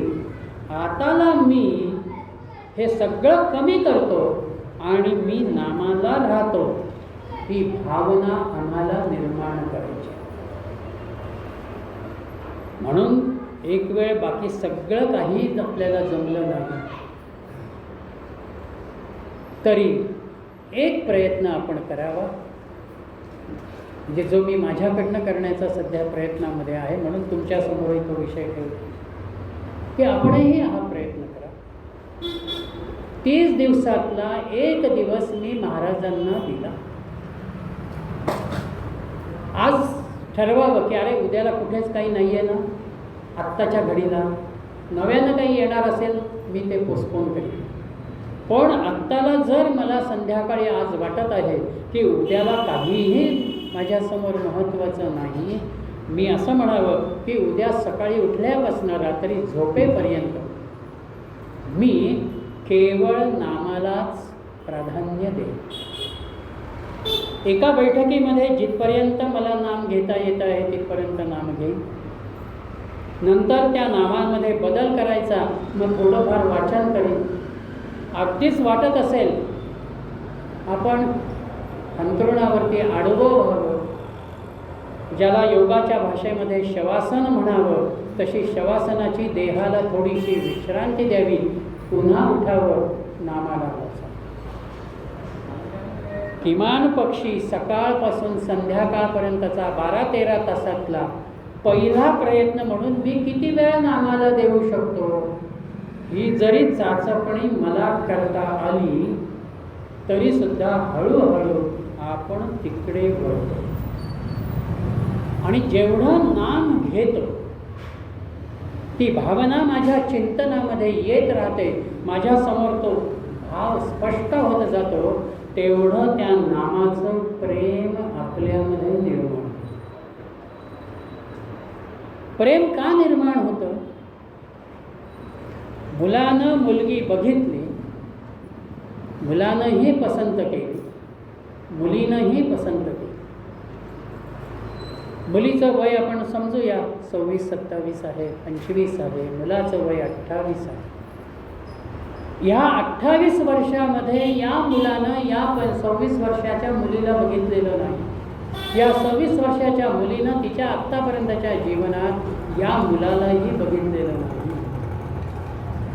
पण ज्या वेळेला ते दोघंही एकमेकांना पसंत आहे असा भाव व्यक्त करतात, दोघांचेही माता पिता असं म्हणतात की आम्हालाही एकमेकांशी बोलल्यानंतर ही सोयरीक व्हायला अडचण नाही, हे ज्या क्षणी ठरतं त्या क्षणी रात्री 9 वाजल्यापासून दोघांचे मोबाईल तास चालू राहतात. हे कुठून आलं? तू माझी आहे आणि तू माझा आहे हा भाव आम्ही पकडला म्हणून ते नाम माझं आहे आणि ते नाम माझ्या कल्याणाचं आहे ही धारणा ज्या क्षणी माझ्या पक्की होईल, मी ती स्वीकारेन, तेव्हा त्या नामाचं प्रेम माझ्यावर येईल. आणि महाराजांचा हाच अर्थ की तुमच्यामध्ये त्या नामाचं प्रेम येणं हाच माझा तळमळीचा भाव आहे. त्या नामाच्या प्रेमामधून हळूहळू आम्ही आपोआप तिथे जातो. आणि ते नाम काल म्हटलं तसं आमच्या सर्वांगाला व्यापतं, आमच्या समग्र पेशींना व्यापून जातं. म्हणून आपल्या इथल्या इंदोरमध्येच रामबाई म्हणून होऊन गेल्या. राम मंदिरामध्ये सेवा करणाऱ्या त्या रामबाई, काहीही शिक्षण नाही, केवळ रामनाम. पण त्या मंदिरासाठी येणाऱ्या ज्या मनी ऑर्डरी असायच्या, त्या मनी ऑर्डरी घेताना त्या मिळाल्याची म्हणून जी सही करायची असते तिथे त्या त्यांचा अंगठा द्यायच्या आणि तो अंगठा त्या फॉर्मवरती उमटल्यानंतर तिथे श्रीराम अक्षर यायची. ब्रह्मानंदांचा अनुभव आपल्या परिचयाचा. रामनवमीच्या उत्सवाला पेढे करण्यासाठी ब्रह्मानंद आणि बाकीची मंडळी बसलेली आहे. प्रत्येक जण तो खवा हातामध्ये घेतो आहे, तो गोल गोल करतो आहे आणि पेढ्याचा आकार देत तो पेढा समोरच्या परातीमध्ये टाकता आहे. भैयासाहेब मोडकांचं लक्ष ब्रह्मानंद टाकत असलेल्या पेढ्यांकडे गेलं. त्या प्रत्येक पेढ्यावरती ब्रह्मानंद जो जो पेढा तयार करायचे आणि तिथे टाकायचे, त्या पेढ्यावरती श्रीराम अक्षर येते. म्हणून माऊलीनं 6व्या अध्यायामध्ये म्हटलेलं आहे, हा मार्गू जै देखीचे, ते तहान भूक विसरीचे, रात्री दिवसू नेणीचे, वाटे ये. आम्ही एकदा या नामाच्या मार्गामध्ये शिरलो, त्या नामाला आम्ही स्वीकारलं की हळूहळू ते नाम आमच्यामधल्या परिवर्तनाला जी सुरुवात करतं, तहान भूक विसरायचे. आम्हाला तहाण्याचा विचार येत नाही, भूक लागली का आपण काहीतरी खावं हा भावही येत नाही. म्हणून संतांचे शब्द आहे, नामामृत गोडी वैष्णवा लागली. माऊलीचा शब्द, योगी साधनी जीवन. योग्यानं योगमार्गानं जे जीवन कळेचा भाव अनुभवला, सहस्रार चक्रापर्यंत जात त्यानं जी अनुभूती घेतली, तीच अनुभूती प्रेमानं भक्तीच्या मार्गाने जाणारा नामधारकही घेतो, कारण तिथे नामामृताचा भाव आहे. आणि एकदा तुम्ही त्या नामामध्ये डुंबत गेलात, हळूहळू पुढे सरकत गेलात की तुम्हाला दिवसाचं आणि रात्रीचंही भान राहतं. काळालाही ओलांडून जाणारी धारणा ही त्या नामामध्ये येते. हा नामाच्या गोडीचा भाग आहे. म्हणजे इथे आमच्यामधली देहबुद्धी जी आहे ती देहबुद्धी क्षीण होत. मी अमुक कोणी आहे, मी अमुक ज्ञानी आहे, मी अमुक अधिकार संपन्न आहे, हे सगळंच इथे आता कोलमडून पडतं. आणि ते पुसलं गेल्या कारणाने त्या नामाचा पुढचा भाव येतो. बाबांचे आर्यमधले शब्द आहेत, गावे भावे जनासी सांगा. मी नाम बोलायला लागल्यानंतर त्या नामामधून माझ्यामधली पुढली अनुसंधानाची धारणा जी येते, त्या नामाला घट्ट धरणारा भाव जो येतो तो आनंदाचा भाव म्हणून गावे. एक लय येते त्या नामाला. आपण सगळेच जण बाथरूम सिंगर आहोत. अंघोळीचा तांबे आमच्या डोक्यावर गेल्यानंतर कुठली ना कुठली तरी गाणी आमच्या ओठावरती येतात, भावगीतं ओठावरती येतात, एखादं आवडलेलं सिनेमातलं गाणं आमच्या तोंडावरती. साधनामध्ये जशी गोडी निर्माण होत जाते, ती वाढत जाते, तिथे गायनाचा भाव येतो, एका तालाचा लय पद्धतीचा भाव येतो, त्याला आम्ही नामसंकीर्तन म्हणतो. नामाचं गायन म्हणजे मीच त्या नामाला एक लय देतो, किंवा अनेक साधक एकत्र येतात आणि तिथे मृदुंग असेल, पखवाज असेल, टाळ असेल, तबला पेटी असेल, एक सूर पकडला जातो आणि त्याच एका सुरामध्ये सगळे नामघोष करतात.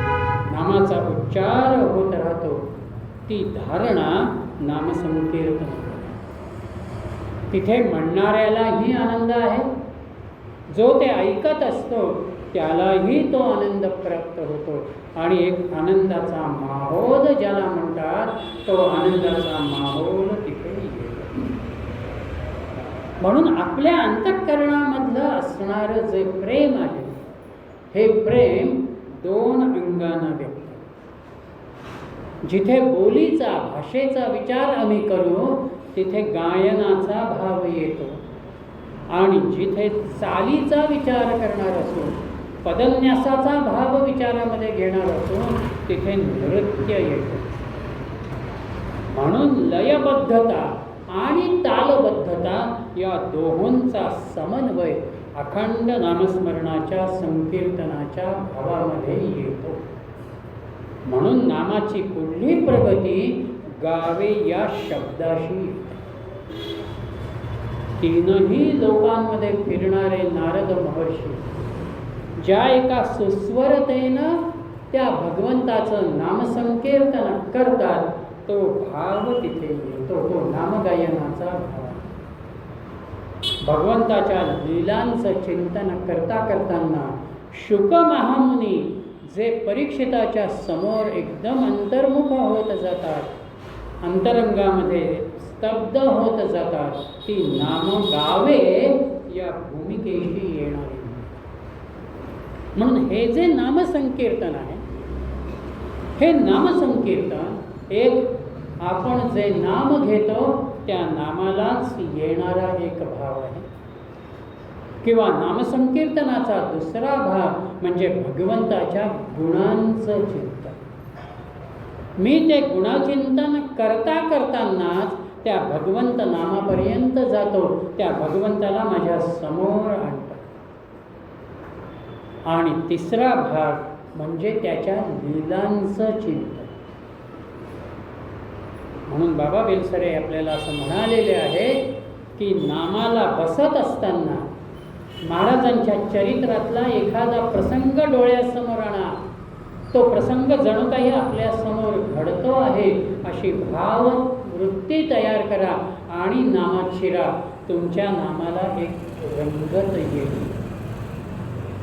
म्हणून नामसंकीर्तन जे आहे ते नामाच्या अंगानंही होईल, गुणांच्या अंगानंही होईल किंवा लीलेच्या अंगानंही होईल. आणि त्याच्यामधूनच सामूहिकतेचा भाव येतो. म्हणून भक्ती रसामृत सिंधूमध्ये ग्रंथकार असं म्हणत आहेत, कीर्तनम मुनिभिः प्रोक्तम हरे लीला प्रगायनम. प्रगायन प्रकर्षानं होणारं भगवंताचं गायन हा आपल्यामधल्या संकीर्तनाचा भाव आहे. आणि एकादश स्कंदामध्ये भगवंतानं उद्धवाला त्याच नामसंकीर्तनाचा भाव सांगत असताना नाथांचे शब्द आहेत, माझ्या भजनाच्या अतिप्रीती आवडी माझी नामे गाती, तेणेची उपजे माझी भक्ती. माझ्या भजनाच्या अतिप्रीती आवडी माझी नामे गाती, रंगी नाचती सद्भावे. आम्ही त्या नामगायनामध्ये तल्लीन होत गेलो की आपोआप आपल्यामध्ये तो नाचण्याचा भाव येतो, रंगून जाणारा भाव येतो. आणि जेवढं म्हणून आम्ही अशा रीतीचं नामसंकीर्तन करत राहतो तेवढा भगवंतही त्या ठिकाणी सुखावतो. म्हणून नाहं वसामि वैकुंठे योगिनां हृदये रवौ मद्भक्ता यत्र गायन्ति तत्र तिष्ठामि नारद. नारदाला भगवंत सांगताहेत, अरे मी वैकुंठामध्ये राहत नाही. जे योगी माझ्या प्राप्तीसाठी कार्य करत आहेत त्या योग्यांच्या मध्येही मी नाही. मी कुठे असेन? मद्भक्ता यत्र गायन्ति तत्र तिष्ठामि. जिथे माझे भक्त गायन करतात तिथे भगवंत उभा आहे. तिष्ठन्ती शब्द आहे भगवंत. मी जाऊन बसतो असं भगवंत म्हणाले नाही. भक्ताच्या नामसंकीर्तनामध्ये मी उभा राहतो हा भाव तिथे. आणि 11वा अध्याय तर नाथ भागवतामधला पूर्णपणानं नामसंकीर्तनाचं विस्तृत चिंतन करणारा भाव. अत्यंत सूक्ष्मतेनं नाथांनी तिथे ती भूमिका नामसंकीर्तनाची, नामगायनाची आपल्या समोर दिलेली. म्हणून जे माझं मन संकल्पामध्ये विकल्पामध्ये गुंतून पडतं, चित्ताच्या अनुषंगानं, चिंतेच्या अनुषंगानं ते भविष्यामध्ये जातं किंवा घडलेल्या घटनांच्या अनुषंगानं, त्या स्मरणाच्या अनुषंगानं भूतामध्ये जातं. त्या सगळ्या भूताचं स्मरण असेल, भविष्याचं चिंतन असेल, आमचं नामसंकीर्तन आम्हाला केवळ त्याच्याशी निगडित. समग्र चित्तवृत्तींचा निरोध एका नामसंकीर्तनाच्या प्रेमाच्या भावामध्ये आपल्या समोर येतो. आणि म्हणून ते नाम मला आपोआप शुद्ध करत जातं. ती एक लय, तो नाद, ती भावना माझ्यामध्ये येते. म्हणून भागवतामध्ये जे आपण गोकर्णाचं महात्म्य वाचतो सुरुवातीला, तिथे काही श्लोक शेवटचे असे आहेत की गोकर्णानं ते समग्र भागवत संपन्न केल्यानंतर तिथे काय घडलं तर तिथे सगळेच भक्त एकत्र झालेले आहेत. आणि भागवतकार तिथे वर्णन करत आहेत की प्रल्हाद टाळ वाजवतो आहे, उद्धव झांजा वाजवतो आहे, अर्जुन गायनाचे आलाप घेतो आहे, देवर्षी नारद वीणा वाजवत आहे, इंद्र मृदुंगाला बसलेला आहे, सनकादिकांचा नामघोष चालू आहे, व्यासपुत्र शुकाचार्य पूर्णपणानं देहभान विसरलेले आहेत, शिव पार्वती सुद्धा तिथे आलेले आहेत.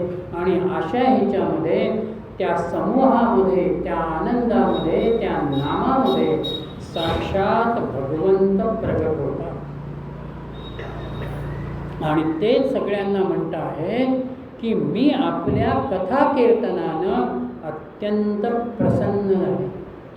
जेव्हा जेव्हा तुम्ही नामघोष कराल तिथे तिथे मी आहे. म्हणून नामाला बसल्यानंतर एक प्रकारानं आम्ही बाकीच्या सगळ्याच गोष्टी हळूहळू का होईना सवयीनं आम्ही बाजूला कराव्या. मनाला आमच्या एक वळण द्यावं आणि जसं आम्ही वळण देऊ तसं पुढे ते मन वळायला लागतं. म्हणून गुरुदेव रानड्यांचं एक वचन आहे, आपण नामस्मरणाला बसणं म्हणजे आपल्या मनाला आपण असं सांगणं की इथे विचारांची संचारबंदी आहे, जमावबंदी आहे. सामाजिक वातावरणामध्ये एखादी विपरीत घटना घडल्यानंतर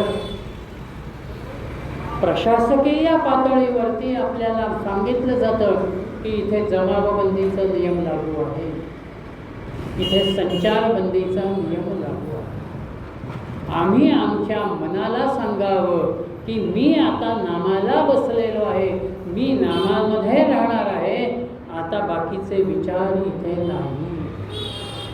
ही भूमिका आपण ज्या वेळेला घेतो तेव्हाच त्या नामाचा अनुभव आपल्या समोर येतो.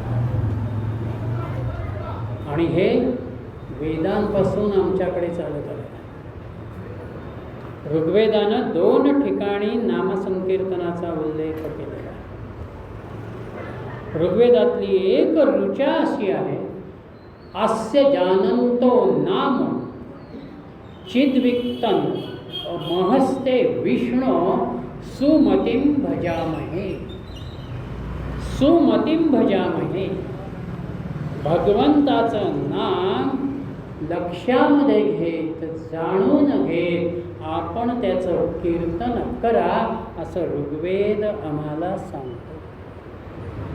आणि त्याच वेदांचा त्याच उपनिषदांचा भावार्थ असलेली सारभूत असलेली गीता तिथे भगवंत आम्हाला म्हणत आहे, सततं कीर्तयन्तो मां ये जनाः पर्युपासते, किंवा सततं कीर्तयन्तो मां यतन्तश्च दृढव्रता.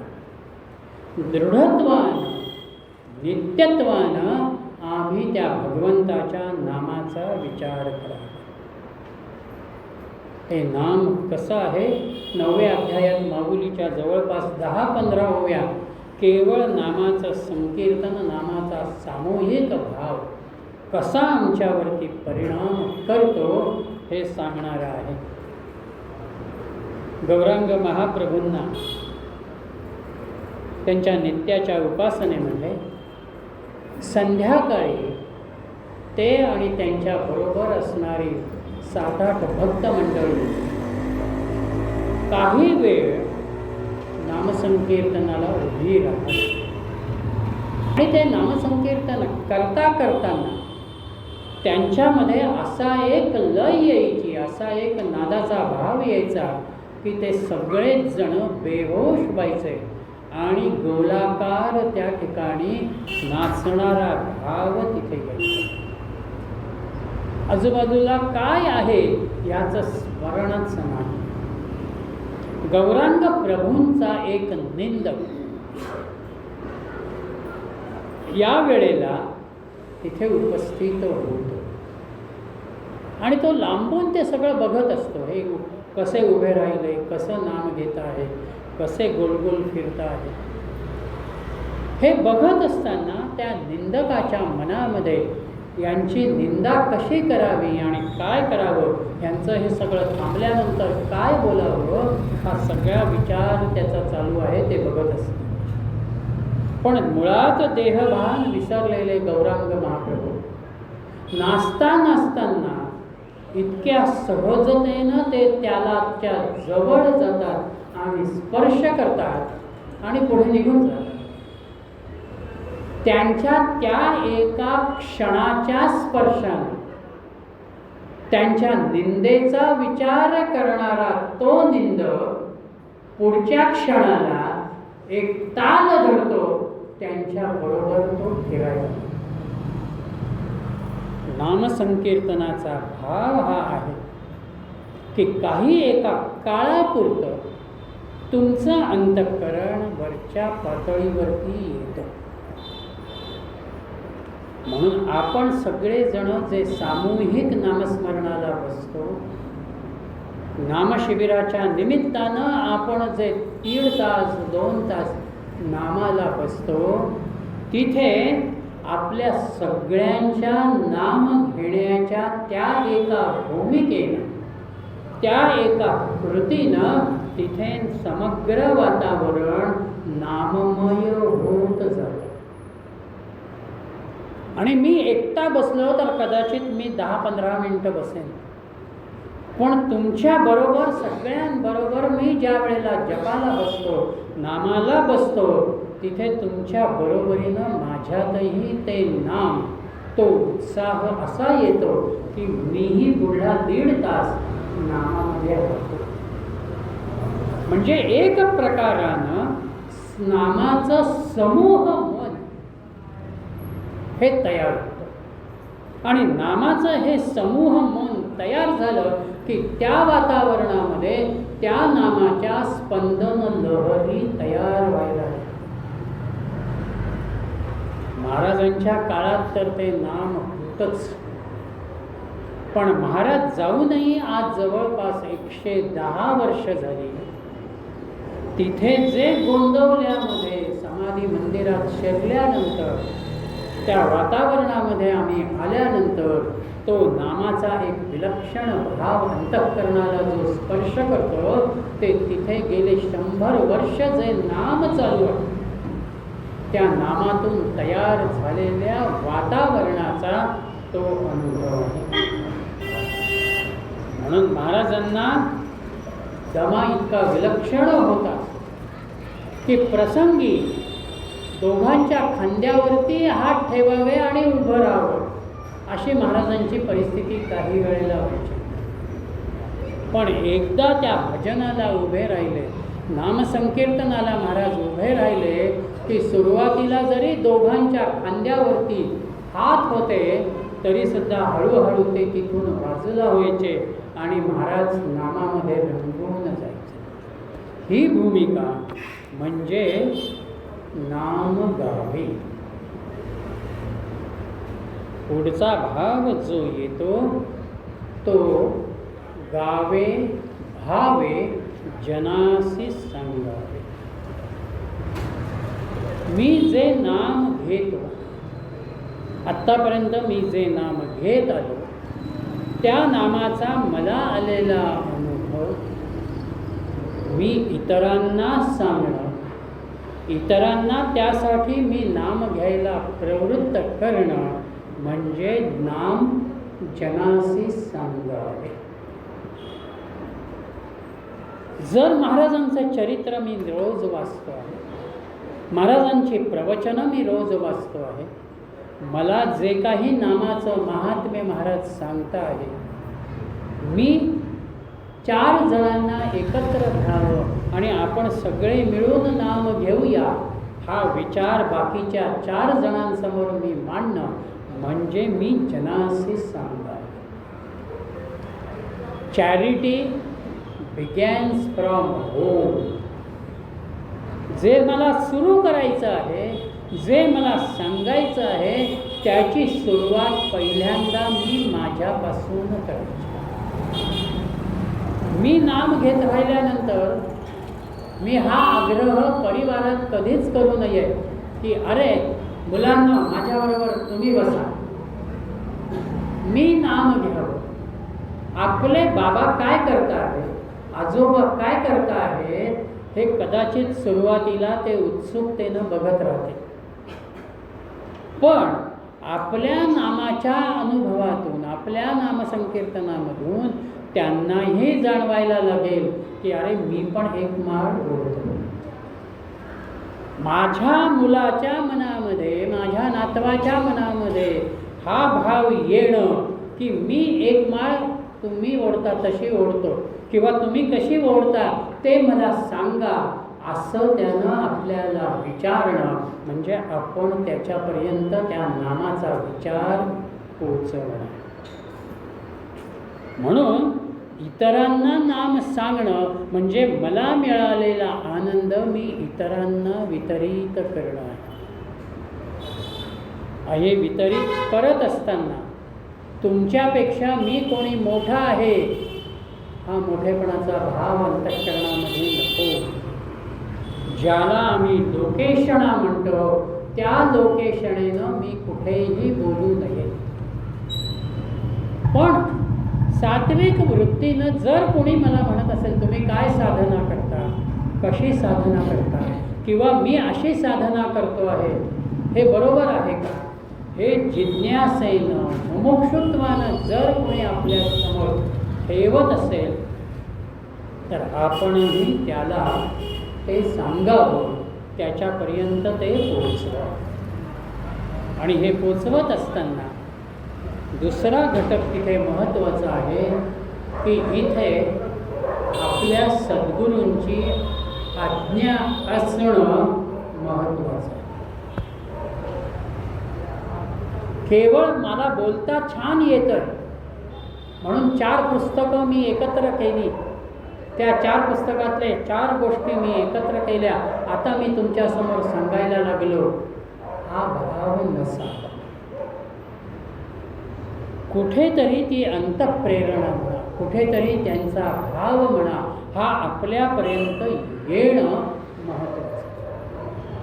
म्हणून तुकामाईंनी महाराजांना अनुग्रह देताना ज्या काही गोष्टी सांगितल्या त्याच्यामध्ये तुकामाई महाराजांना काय म्हणालेले, पहिली गोष्ट त्यांची आहे प्रपंचात परमार्थ करायला लोकांना सांगावं. प्रपंच सोडा असं न सांगताना त्याच प्रपंचाला परमार्थ रूप देणारी धारणा लोकांच्या समोर आपल्याला ठेवायची. राम मंदिरांची स्थापना करत रामनामाचा प्रचार करावा, प्रसार करावा. समर्थांचं महत्त्व वाढवावं. लोकांमध्ये भजनाचं प्रेम उत्पन्न करावं. म्हणजे एक प्रकारानं जे गुरूंनी सांगितलं तोच भाव महाराजांचा पुढल्या संबंध चरित्र कार्या जीवन कार्यामध्ये आपल्या समोर आलेला आहे.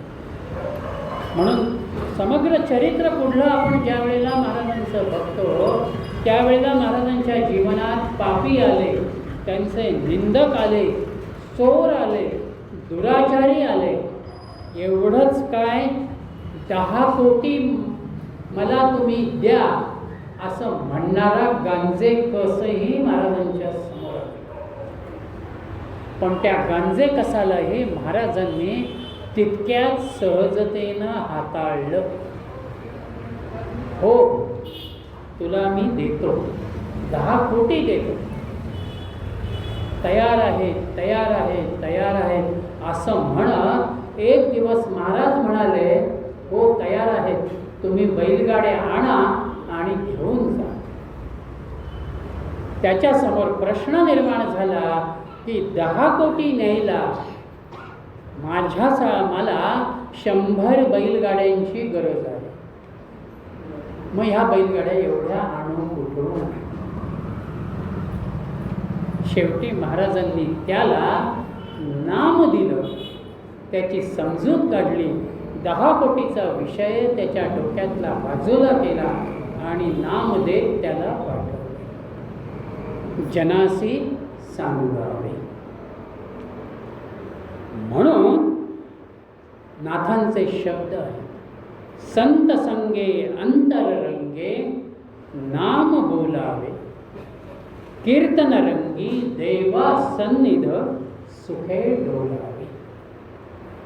नामाचा हा भाव आपल्या समोर आहे. म्हणून वाणीरूप आविष्कारामध्ये मी काय करावं असा प्रश्न ज्या वेळेला बाबांनी महाराजांना विचारला त्यावेळेला त्या वाणीरूप आविष्कारामध्ये महाराज बाबांना असं म्हणाले की मुंबई ही भोगभूमी आहे. अशा या भोगभूमीच्या वातावरणामध्ये आपण लोकांना नामाकडे प्रवृत्त करावं. त्या नामानं त्यांचं असलेलं आत्ताचं जीवन सहज आणि सुसह्य कसं होईल हे आपण बघावं. आपल्या सद्गुरूंची, आपल्या महाराजांची ही आज्ञा पुढच्या काळामध्ये बाबांनी तंतोतंत पाळलेली आहे. म्हणून गोंदवल्यामध्ये नामशिबिर आणि पुण्यतिथीचा उत्सव बाबा नामावरतीच बोलले आणि मालाडमधली दर रविवारची प्रवचनं, ज्ञानेश्वरीचा असलेला चिंतन भाव हाही त्यांनी नामाशीच जोडला. मालाड आणि गोंदवलं या व्यतिरिक्त बाबा कुठेही बोललेले नाही.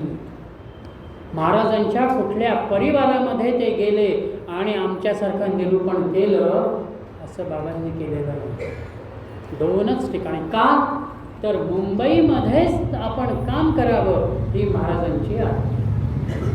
त्या सद्गुरू आज्ञेला शेवटपर्यंत त्यांनी सांभाळलं. हा जनासी सांगावे हा भाव आहे. आता नाम सदा बोलावे, गावे, भावे, जनासी सांगावे. इथे भावे शब्द मधला आपला सुटलेला. हा भावे शब्द बोलायलाही उपयोगी आहे, गावेलाही उपयोगी आहे आणि पुढच्या जनासीच सांगावे इथेही आहे. भाव याचा अर्थ प्रपंचाच्या पातळीवरती आपण जो वस्तूचा भाव विचारतो, ही वस्तू केवढ्याला, ही भाजी काय एवढ्याला, तो भाव इथे नाही. भाव याचा अर्थ माझ्या साधनेमध्ये मी स्वतः किती मनपूर्वक ती साधना करतो, हा भाव शब्दाचा साधनेच्या नामाच्या अनुषंगाने. म्हणजे माझ्या अंतःकरणामध्ये असणारी जी श्रद्धा, माझ्या अंतःकरणामध्ये असणारं प्रेम, माझा त्या साधनेवरती आणि ते साधन सांगणाऱ्या सद्गुरूंवरती असणारा विश्वास, हा माझ्यामधला भाव आहे. आणि तो जर भाव नसेल तर मी कितीही काहीही केलं ते शून्य. मी 4 तास पूजा करतो, पण ती पूजा करत असताना मी जर प्रपंचामध्ये गुंतलेलो असेल, प्रापंचिक विचारांचा कुठला तरी भाव असेल, तर माझी पूजा ही केवळ एक शारीरिक क्रिया आहे. पूजेला बसल्यानंतर ते माझे सद्गुरू, तो माझा भगवंत, तो माझा परमात्मा हा माझ्या इतकाच चैतन्यमय आहे, या भावनेनं मी तिथे बघावं आणि त्या पद्धतीनं पूजा करावी. प्रल्हाद महाराजांच्या आठवणींमधली एक आठवण आहे. एका साधकांकडे प्रल्हाद महाराजांचा मुक्काम होता. महाराज बाजूला गादीवरती नाम घेत बसलेले आणि सकाळचं आपलं स्नान करून तो साधक पूजेला बसलेला. महाराजही तिथे पूजा बघतायत. सगळे देव त्यांना तामणामध्ये काढलेले आहेत. त्या देवांना स्नान घातलेलं आहे. एवढ्यामध्ये त्या साधकाचा कोणीतरी मित्र स्नेही त्या ठिकाणी येतो. म्हणून हा त्याचं काय काम आहे हे जाणून घेण्यासाठी तिथून उठतो पूजेमध्ये आणि बाहेर जाऊन त्या स्नेहाशी बोलतो. त्याच्यामध्ये एक 10-15 मिनिटाचा कालावधी जातो. पुन्हा तो येतो, पुढली पूजा तो पूर्ण करतो. ती पूजा होते, आरती होते आणि तो साधक ज्या वेळेला सोळं सोडून आपले नित्याचे कपडे परिधान करून महाराजांना नमस्कार करतो, त्यावेळेला महाराज त्यांच्या नेहमीच्या वाणीनं म्हणतात, बाळ तू पूजा वगैरे छान केलीस, फुलांची सजावटही उत्तम केलीस, पण 15 मिनिटं देवांना तू तसंच ओलत ठेवलंस. तुला जर असं ओलत ठेवलं, तुला थंडी वाजणार नाही का? म्हणजे माझ्या समोर असलेले देव हे केवळ ती मूर्ती नाही, केवळ तो फोटो नाही, साक्षात ते चैतन्य आहे. मला जे अनुभवाला येतं, मी माझ्या देहाकडे जे बघतो, मी तसंच त्यांच्याकडे बघावं. याला म्हणतात भाव. म्हणून तुकारामांचे शब्द आहेत, देवापायी नाही भाव, भक्ती वरी वरी वाव, समर्पिला जीव नाही तो हा व्यभिचार. जोपर्यंत मी माझं अंतःकरण तिथे समर्पित करत नाही, जोपर्यंत माझा भाव तिथे खऱ्या अर्थानं व्यक्त होत नाही, तोपर्यंत हे वरचं कर्म नुसती क्रिया होते, तिथे बाकी काहीही नाही. नुसतं शून्य जर मी कागदावरती नमूद केलं तर ते शून्य हे शून्यच राहील. पण त्या शून्याच्या मागे ज्या वेळेला मी आकडा लिहितो, 1 2 3 आणि तो आकडा लिहून इकडची शून्य मी वाढवायला लागतो, तेव्हा तिथे त्या आकड्याची किंमत वाढते. भाव म्हणजे माझ्या क्रियेचा परमोच्चतेकडे नेणारा भाव मी तयार करतो. महाराजांच्याही आठवणींमध्ये आठवण आपल्यापैकी अनेकांच्या समोर आहे. साधक आलेले, महाराजांना नमस्कार केला, बसले. नेहमीच्या सवयीनं महाराजांनी 4 गोष्टींची विचारणा केली. साधकानंही आपली उत्तरं दिली, प्रपंचातल्या सगळ्या घडामोडींचा विचार सांगितला. सहजपणानं महाराज असं म्हणाले, घरामध्ये कोण आहे? साधकानं असं म्हणावं, आई आहेत, वडील आहेत. अजून कोण आहे? आम्ही दोघं आहोत, आमची मुलं आहेत. अजून कोण आहे? कधी कधी कामाच्या निमित्तानं सेवेकरी घरामध्ये असतो, ती बाई असते. अजून कोण आहे? त्यांच्या लक्षात येईल. हल्लीच्या भाषेमध्ये बोलायचं झालं तर आमच्याकडे कुत्रा आहे, मांजर आहे. अजून कोण आहे? तरीही साधकाच्या लक्षामध्ये येईना. शेवटी महाराजांनी त्यांच्या नेहमीच्या सवयीनं प्रश्न दिला. ज्यांची सकाळ संध्याकाळ आपण पूजा करता, आरती करता, ते देव तुमचे कोणी नाहीत? म्हणजे हे देव, माझ्या घरातली असलेली महाराजांची प्रतिमा ही माझ्या कुटुंबातल्याच परिवारा इतकी अस्तित्वाची, चैतन्याची असलेली एक भावना आहे. म्हणून हे घर महाराजांचं आहे आणि महाराज या घराचे यजमान आहे.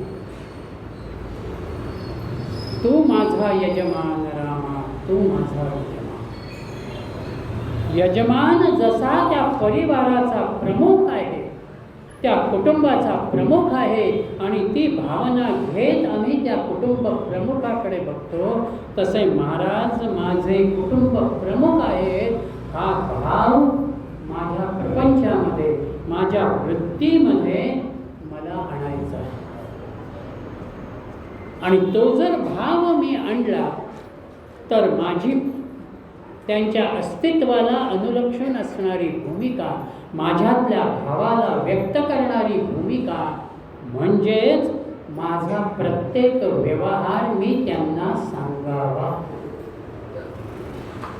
घरातून बाहेर पडत असताना त्यांना सांगावं, मी या कामासाठी बाहेर पडतो आहे, तुम्ही माझ्याबरोबर आहात. घरी आल्यानंतर मी आलेलो आहे, तुम्ही माझ्याबरोबर होता. ही भाव, ती भावना, ती भूमिका मला व्यक्त करता आली पाहिजे. येणारा पत्र, हल्ली तर पत्रव्यवहार हा शब्द आता शब्दकोशापुरताच राहील कदाचित पुढल्या 5-25 वर्षांनी. येणारा पत्रव्यवहार असू दे, कागदपत्रांचं काही भाग असू दे, प्रत्येक गोष्ट त्यांना निवेदन करणं म्हणजे त्यांच्या अस्तित्वाची, त्यांच्या भावाची, त्यांच्या अनुषंगानं होणाऱ्या स्मरणाची धारणा माझ्यामध्ये मला स्थिर करायची. म्हणून तो भाव अंतःकरणामध्ये आपल्याला निर्माण. पत्रं पुष्पं फलं तोयं यो मे भक्त्या प्रयच्छति. अरे तुम्ही साधं तुळशी पत्र द्या, फळ द्या, फूल द्या, काही नाही तर जल अर्पण करा, पण तुमच्या भावानं, श्रद्धेनं तुम्ही द्या. म्हणून भाव म्हणजे आपल्यामधल्या प्रेमाची एक अवस्था, अंतःकरणाला शुद्ध करणारा आपल्यामधला सत्वधूत. आम्ही स्नान करतो, पण आमचं स्नान असतं आणि देवांच्या डोक्यावरती आम्ही ज्या वेळेला पाणी घालतो त्यावेळेला तो अभिषेक होतो. आमचं स्नान केलेलं पाणी कोणीही तीर्थ म्हणून घेणार नाही. पण देवाला स्नान घातल्यानंतर त्या ताम्हणातलं पळीभर पाणी आम्ही हातावरती घेतो. हा आमच्यामधला तीर्थाचा भाग. तसं तर काय तो विचारत नाही आम्हाला, तुम्ही मला नैवेद्य दाखवला नाही म्हणून, किंवा मला नैवेद्य दाखवताना तुम्ही नेहमीचा नैवेद्य दाखवला आणि जेवायला बसताना तुम्ही कांद्याची भजी ताटात घेतली, असं महाराज आम्हाला म्हणतात. पण मी ज्या वेळेला मला जे ग्रहण करायचं आहे ते त्यांना दाखवतो, तेव्हा तो नैवेद्य होतो. आणि तो नैवेद्य दाखवल्यानंतर मी जे ग्रहण करतो तिथे ते अन्न नसतं, तो प्रसाद असतो. म्हणजे एक प्रकार महाराज एका ठिकाणी म्हणालेले आहे, तीर्थाला तीर्थपण, देवाला देवपण आणि गुरुला गुरुपण आपण आपल्या भावानं देतो. तुम्ही जे देता तो देवत्वाचा भाव, तो सात्विकतेचा भाव, त्याच्या ठिकाणचा भाव तयार होतो. म्हणूनच संतांनी आम्हाला म्हटलं, मनी नाही भाव, देवा मला पाव. माझ्यामध्ये भाव नाही आणि आम्ही देवाला पाव म्हणतो. म्हणून देवानं सुद्धा आमचे शब्द ऐकले आणि आमच्या जीवनात पाव दिला. वडापाव, मिसळपाव, उसळपाव, आमच्या आहाराचा पाव हा घटक होऊन गेला. शुद्ध भाव ज्या वेळेला येतो त्यावेळेला नाथांचे शब्द येतात, आवडीने भावे हरी नामनेसी, तुझी चिंता त्याची सर्व. अरे तू भावानं नाम घे, आवडीनं नाम घे, प्रेमानं नाम घे, आपोआप तो तुझी काळजी घेतो. त्यानं कोणालाही सोडलेलं नाही.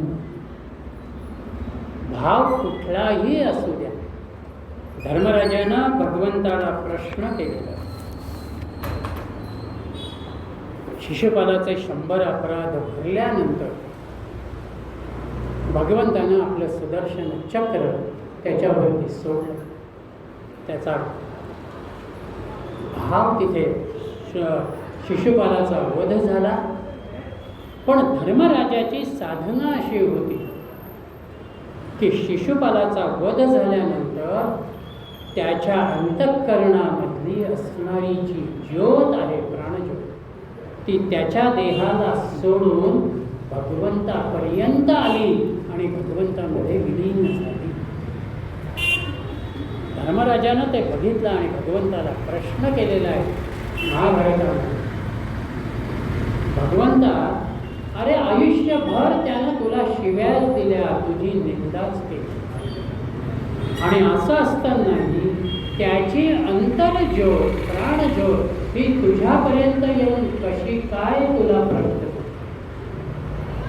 भगवंत तिथे धर्मराजाला उत्तर देतात, तुम्ही कसंही नाम घ्या, वैरभावानं माझं स्मरण करा, नाही तर प्रेमानं आणि भक्तीनं माझं स्मरण करा, तुम्ही शेवटी मलाच येऊन मिळता. कंसानंही वैर केलं, रावणानंही वैर केलं, पण तरीही त्या वैरामध्ये त्याचं स्मरण अखंड राहिलं. हे नामाचं महात्म्य आहे. म्हणून नाम घेताना ती जी अनन्यता आहे, ती अनन्यता आम्हाला निर्माण करायची. म्हणून आपल्याकडे अगदी सहजपणानं आमच्या जुन्या मंडळींनी एकच वाक्य सांगितलं, पण त्या वाक्याचा म्हटला तर एवढा विलक्षण अर्थ आहे, काशीस जावे नित्य बदलावे. मला काशीला जाता येत नाहीये, पण किमान पक्षी माझा भाव असा आहे की अरे मला काशीला जायचं, मला काशीला जायचं. त्या काशीला जाण्याच्या स्मरणाने माझ्यामध्ये कदाचित ती कृपा भगवंताची होईल, काशी विश्वेश्वराची ती कृपा मला मिळेल, तो मला तिथपर्यंत नेईल. किमान पक्षी काशीचं स्मरण तरी त्या निमित्तानं माझ्यामध्ये होईल, की ज्या काशीतला आम्ही मोक्षपुरी म्हणतो, त्या मोक्षपुरीचं स्मरण करता करताना तो मोक्षाचा भाव माझ्यामध्ये सिद्ध. म्हणून हिरण्यकश्यपू ज्या वेळेला प्रल्हादाला म्हणतो आहे की अरे तू ज्या नारायणाचं नाम घेतो आहे, तो नाम या खांबामध्ये सुद्धा तो नारायण या खांबात आहे का? प्रल्हाद अत्यंत ठामपणानं आपल्या पित्याला उत्तर देतो आहे, हो, तुम्हाला जसा मी बघतो तसाच तो या खांबातही आहे आणि मला तो दिसतो. म्हणून प्रल्हादाला तो खांबामध्ये देव दिसतो. नामदेवाला तो विठ्ठल ही दगडाची मूर्ती वाटत नाही. अरे माझ्या वडिलांकडनं तू नैवेद्य घेत होता, माझ्याकडनं का नैवेद्य घेत नाही? तुला हा नैवेद्य घ्यावाच लागेल. म्हणून त्या दगडालाही जाग करणारा भाव, देवत्वाचा भाव नामदेव तिथे बघतात. आणि केवळ त्या विठ्ठलापुरते ते राहत नाही, त्या नैवेद्याच्या ताटातली भाकरीचा तुकडा ओढणाऱ्या कुत्र्याच्या मागे तुपाची वाटी घेऊन नामदेव जातात. अरे ती कोरडी भाकरी खाऊ नको, तुझं पोट दुखेल. म्हणजे ज्या मूर्तीकडे मी बघताना तो विठ्ठल हा भाव होता, तोच विठ्ठलाचा देवत्वाचा भाव त्या श्वानामध्येही मी अनुभवतो. ही भावातून आलेल्या नामाची अनुभूती. त्या गोपीला भगवंताकडे जायचं, भगवंताला जेवू घालायचं होतं.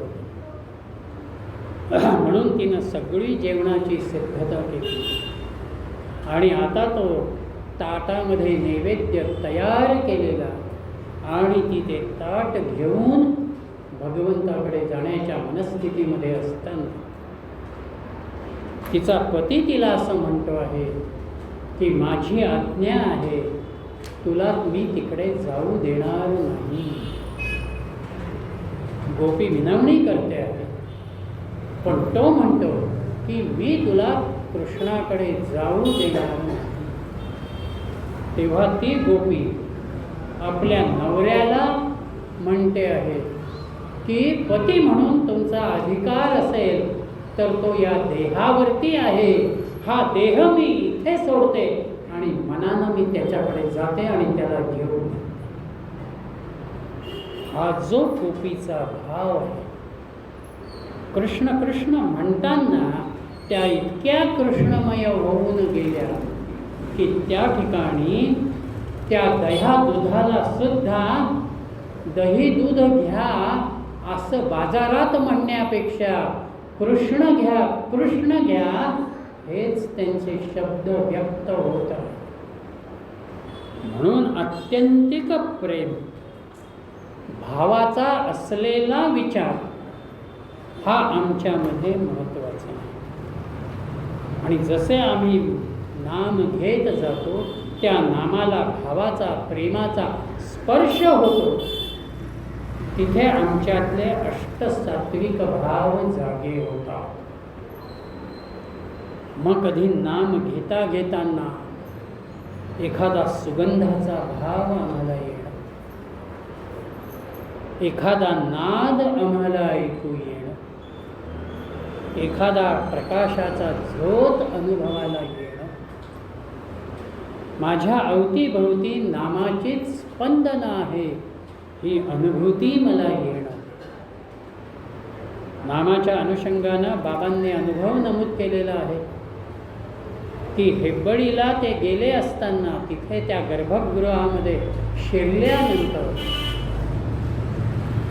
त्यांना सबंध निळा प्रकाश अनुभवायला आला. हा भाव जो आहे, हा अष्टसात्विक भाव, नामाच्या अनुषंगानं आम्ही आमचा भाव जोडतो, प्रेम जोडतो, तेव्हा तिथे येतो. म्हणून नाम घेताना, नाम बोलताना, नाम गाताना आपल्यामधला भाव महत्त्वाचा. त्या भावाला श्रद्धेचा आणि निष्ठेचा भाव. तो स्पर्श ज्या वेळेला येतो त्या नामाची शक्ती म्हणा, ताकद म्हणा, ही वाढते. म्हणून महाराजांचं वचन आहे, भाव ठेवून जेवढं कार्य लवकर होतं तितकं देहाच्या सहवासानं होत नाही. 17 फेब्रुवारीच्या प्रवचनामधला हा विचार आहे. भाव ठेवून तुम्ही कार्य करा, त्याच्यामध्ये एक प्रकारची सहजता आहे. तुम्हाला प्रेमानं एखादी गोष्ट सांगितली आणि तुम्हाला त्या भाव तुमचा तिथे आला, तुम्ही अगदी आनंदानं सहजपणानं ते करता. पण नाही, हे करायचं आहे असं सांगितलं तर मग काही वेळेला आत्ताच करायला पाहिजे का, नंतर केलं तर चालेल का, मग असं नाही करताना तसं केलं तर चालेल का, आमची प्रश्नावली सुरू होते. म्हणून नाम घेताना ते नाम आमच्यामध्ये प्रेमाचा एक भाव निर्माण करतो. आणि तो निर्माण झाला की आपोआप त्या नामाला एक उंची. ते नाम आमचं सर्वस्व होतं. आणि असं हे सर्वस्व झालेलं नाम माझ्यासाठी कसं महत्त्वाचं आहे हाची निरोप गुरूंचा. नामा परते सत्य न मानावे. माझ्या गुरूंनी मला नाम दिलं, त्या नामामध्ये मी राहिलो, ती साधना मी हळूहळू पुढे नेत राहिलो. असा त्या नामाचा निरोप जो मला गुरूंनी दिला, जो भाव मला दिला, अनुग्रहामध्ये मला जे नाम दिलं, ते नाम कसं आहे, नामा परते सत्य न मानावे. त्या नामाचं सत्यत्व काय आहे. नामाला इथे सत्य हा शब्द आम्ही का वापरायचा आणि त्यातून येणारा गुरुत्वाचा भाग उद्याच्या गुरुपौर्णिमेच्या पूर्वसंध्येमध्ये आपण त्यांच्याच कृपेनं अंतरंगामध्ये शिरण्याचा प्रयत्न करूया. रामरायाच्या, सीतामाई लक्ष्मणाच्या आणि हनुमंताच्या कृपेनं, सद्गुरूंच्या प्रेरणे आणि आपणा सर्वांच्या उपस्थितीनं, कारण आपण नाम घेणारे आहात, त्यामुळे नाम घेणाऱ्याच्या जवळ मी आहे, म्हणजे आपल्या रूपानं महाराजच इथे आहे, या भावनेनं रामरायाच्या चरणी, सद्गुरूंच्या चरणी आणि आपल्या चरणी श्रद्धेय वंदन करत आजची ही पुष्पांजली त्यांच्या चरणी अर्पण करतो आणि वाणीला विराम देतो. जानकी जीवन